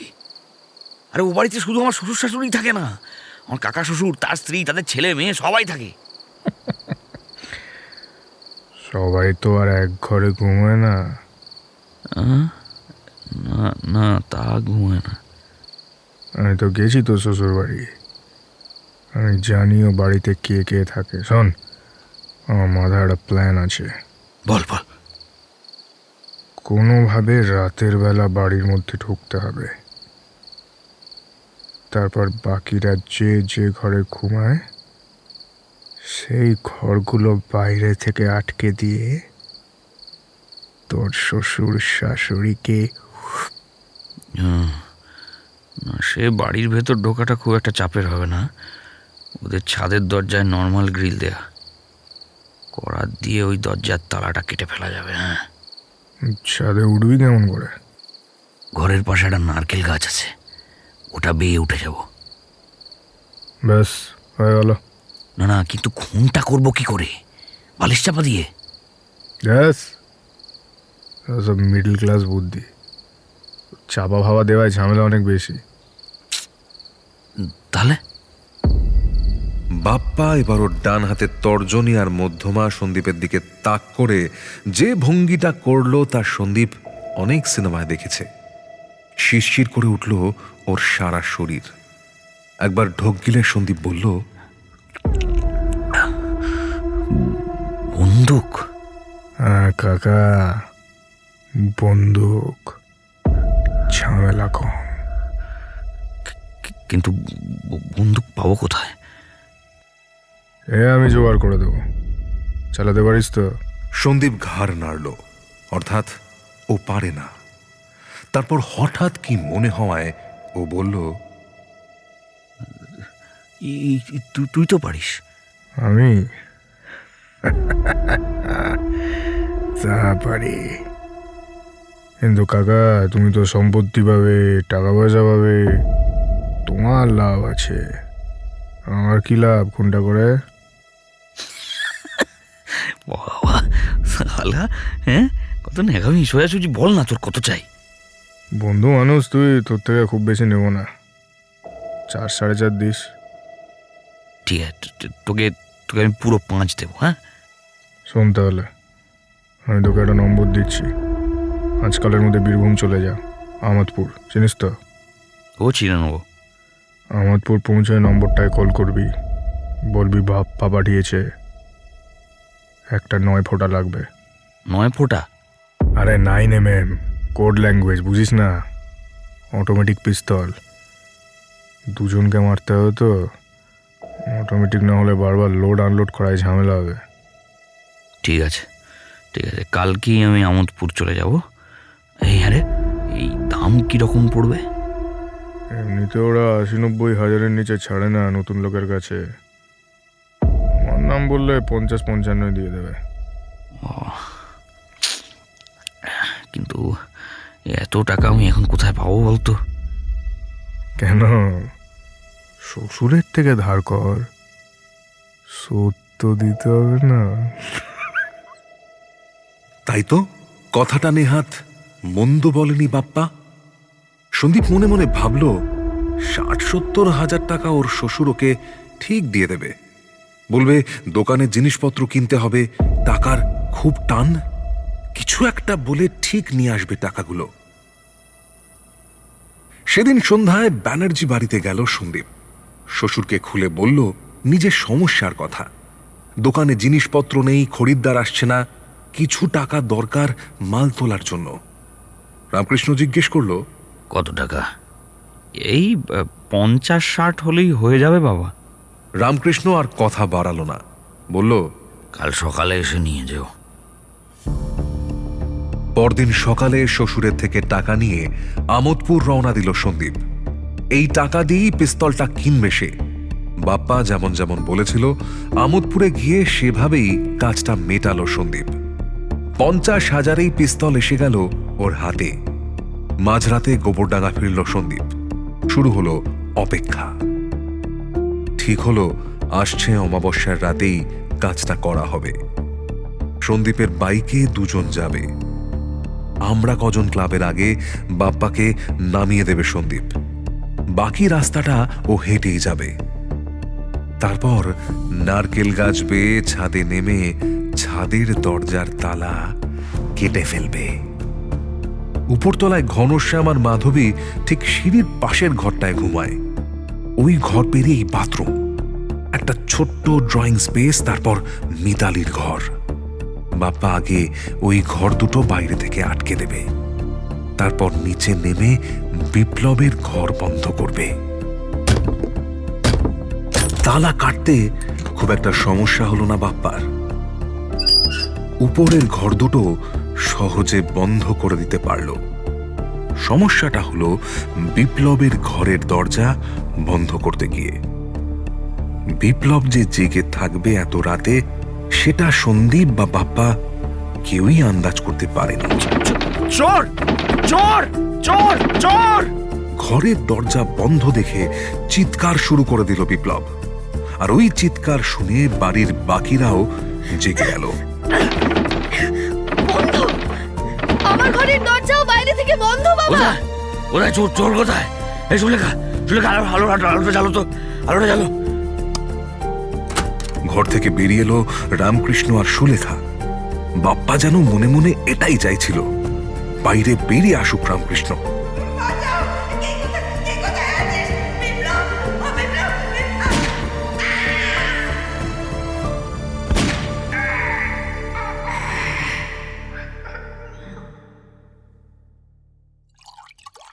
চিয়ার্স কাকা। Cheers cheers. এই সব ঠিকঠাক মিটেছে তো? একদম। তো শ্বশুর শাশুড়ি এতক্ষণে উপরে গিয়ে আমাদের দেখছে। কেউ দেখতে পায়নি তো? এ বাপ্পাকে দেখবে এমন সাহস কার আছে? আরে বাবা, ঢং না করে ঠিক করে বল না। রিল্যাক্স কর, কেউ আমাদের কিচ্ছু করতে পারবে না। এসব নিয়ে তুই ভাবিস না। বিয়ার গেলে যা বাড়ি যা, একটু পরে তোর ডাক পড়বে বাড়িতে, বৌদিকে নিয়ে যা। নিজের চোখে বাপ্পার কাজ দেখতে পাবি, শিল্পকর্ম। গ্রেফতার হওয়ার পর পুলিশের কাছে সবকিছুই স্বীকার করল সন্দীপ। সন্দীপের কথার সূত্র ধরেই সেদিনই গোবরডাঙ্গা পুলিশ গ্রেফতার করল বাপ্পাকে। ব্যানার্জি বাড়ির তখন করুণ অবস্থা। জামাই গ্রেফতার হয়েছে শ্বশুর শাশুড়ি খুনের অভিযোগে। বাড়ির মেয়ে ৮ মাসের অন্তঃসত্ত্বা। এদিকে চন্দন রায় তখনও দমদম সেন্ট্রাল জেলে। এফআইআরে চন্দনের নাম থাকায় ৭-৫ না ভেবে পুলিশ চন্দনকে গ্রেফতার করে নিয়েছিল। কিন্তু পরে দেখা গেল এই খুনের সঙ্গে চন্দনের কোনো সম্পর্কই নেই। কিন্তু একবার গ্রেফতার করা হলে পুলিশ আর তাকে ছাড়তে পারে না। ছাড়ার অধিকার তখন কেবলমাত্র আদালতের। আবার চার্জশিট জমা না পড়লে কোর্ট কোনো সিদ্ধান্তও জানাতে পারে না। মোদ্দা কথা, আইনের মধুর মারপ্যাঁচে পড়ে চন্দনকে চলে যেতে হলো দমদম সেন্ট্রাল জেলে। কি মনে হচ্ছে, গল্প এখানেই শেষ? কেমন একটা খাপছাড়া মনে হচ্ছে না? মনে হচ্ছে না কি যেন একটা বাদ রয়ে গেল, কোনো একটা ডট যেন মিলল না? অনেকটা ওই শেষ হয়েও হইল না শেষের মতো। গোবরডাঙ্গা থানার ওসি রাহুল মণ্ডলেরও কিন্তু এমনটাই মনে হচ্ছিল। সন্দীপ আর বাপ্পা গ্রেফতার হওয়ার পরেও তার মন বলছিল কোনো একটা সূত্র যেন মিলছে না। দিন কয়েকের মধ্যেই সেই সূত্রের সন্ধান মিলল। সন্দীপ গ্রেফতার হওয়ার ঠিক 2 মাস পর সন্তান প্রসব করল নন্দিনী। তার দিন 15 পর গোবরডাঙ্গা পুলিশ গ্রেফতার করল নন্দিনী চক্রবর্তীকে। পুলিশকে পুরো সত্যটা বলেনি সন্দীপ, সযত্নে এড়িয়ে গিয়েছিল এই অপরাধের পিছনে নন্দিনীর ভূমিকা। বাপ্পা কিন্তু সেটা করেনি, তার কোনো দায় ছিল না নন্দিনীর কুকীর্তি গোপন রাখার। তাছাড়া বাপ্পার কল লিস্ট চেক করতে গিয়ে পুলিশ দেখতে পায় নন্দিনীর ফোন থেকে একাধিকবার কল করা হয়েছে বাপ্পাকে। এমনকি খুনের রাতেও 2 বার বাপ্পাকে কল করেছিল নন্দিনী। পুলিশ আবার জেরা করলো বাপ্পাকে। এই নন্দিনীর সঙ্গে তোর এত কিসের কথা হতো রে? বাপ্পা প্রথম কয়েকবার চেষ্টা করলো সবকিছু গোপন রাখতে, কিন্তু শেষ পর্যন্ত রাহুল মণ্ডলের প্রশ্ন বানে ক্লান্ত হয়ে সবটাই স্বীকার করে নিতে বাধ্য হলো বাপ্পা। বাপ্পা বলল, নন্দিনী বৌদি সব জানতো। বৌদি আসলে প্ল্যান করেছিল সবটা। বাড়ির কোথায় কে আছে সব ছবি এঁকে আমাকে বুঝিয়ে দিয়েছিল। কে কখন ঘুমায় তাও বলেছিল আমাকে। এমনিতেই পালিয়ে বেড়াচ্ছিস তুই, কেন আবার এসবের মধ্যে জড়াতে গেলি? পয়সা করি শেষ হয়ে গেছিল সালা, কি করব? সন্দীপ বলেছিল 5 লাখ দেবে। ওই টাকাটা পেলে বাংলা ছেড়ে কিছুদিন দক্ষিণে চলে যেতাম। নন্দিনী যেহেতু প্রেগনেন্ট ছিল তাই মানবতার খাতিরে পুলিশ তাকে গ্রেফতার করতে পারছিল না। রাহুল মণ্ডল চুপচাপ অপেক্ষা করছিলেন। কাউকে ঘুণাক্ষরেও বুঝতে দেননি পুলিশ সবটা জেনে গেছে। শেষে সন্তান জন্ম নেওয়ার পর যখন একটু সুস্থ হয়ে উঠল নন্দিনী, পুলিশ গ্রেফতার করল তাকে। নন্দিনীকে জেরা করার পর পাজলের শেষ সূত্রগুলো হাতে এসে গেল রাহুল মণ্ডলের। গোবরডাঙ্গা থানার ইন্টারোগেশন রুমে জেরা শুরু হলো নন্দিনীর। রাহুল মণ্ডল নন্দিনীকে জিজ্ঞেস করলেন, আচ্ছা আপনারা কবে থেকে খুনের প্ল্যানটা করেছিলেন? যেদিন বাবা জমি বিক্রি করতে রাজি হলো না সেদিন থেকেই। প্ল্যানটা কাজ ছিল আপনার? আমাদের দুজনের। খুনটা করলেন কেন? স্রেফ টাকার জন্য নাকি অন্য কোনো কারণ আছে? না স্যার, অন্য কোনো কারণ নেই, টাকার জন্যই করেছি। বাবাকে কত বললাম আমার ভাগের থেকে একটা প্লট বিক্রি করে দাও, শুনলই না। কম সম্পত্তি তো নেই বাবার, আমাদের তখন পথে বসার অবস্থা। পাওনাদাররা রোজ বাড়িতে আসছে, আমাকে সন্দীপকে যা নয় তা বলে অপমান করেই যাচ্ছে। বাবা সব জানতো, তাও একটুও সাহায্য করলো না।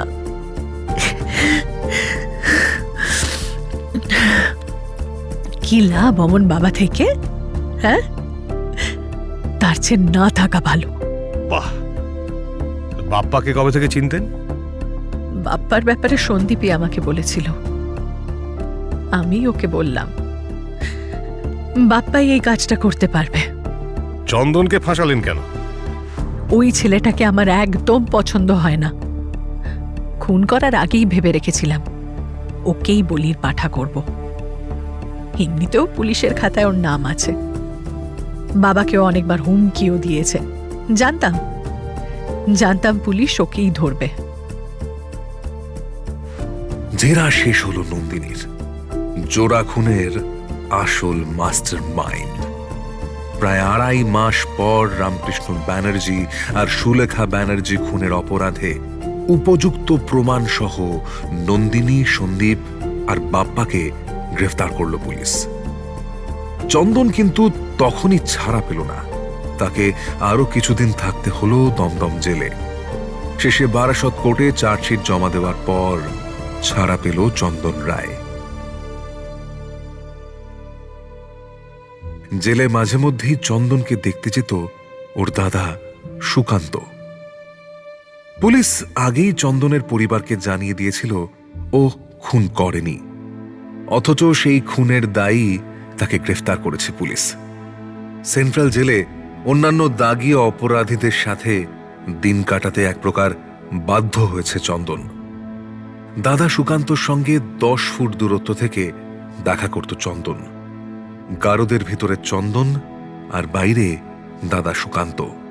তার জালির জন্য ছোট ভাইয়ের মুখটাও ভালো করে দেখতে পাওয়া যেত না। দুটো একটা কথা হতো দুই ভাইয়ের মধ্যে, বেশিরভাগই মন খারাপের কথা। যতবার সুকান্ত গেছে চন্দনের সঙ্গে দেখা করতে, একটাই প্রশ্ন করেছে চন্দন, আমাকে কবে ছাড়বে রে দাদা? এই প্রশ্নের সঠিক উত্তর তখন সুকান্তর কাছেও ছিল না। একটা দীর্ঘশ্বাস ফেলে সে বলতো,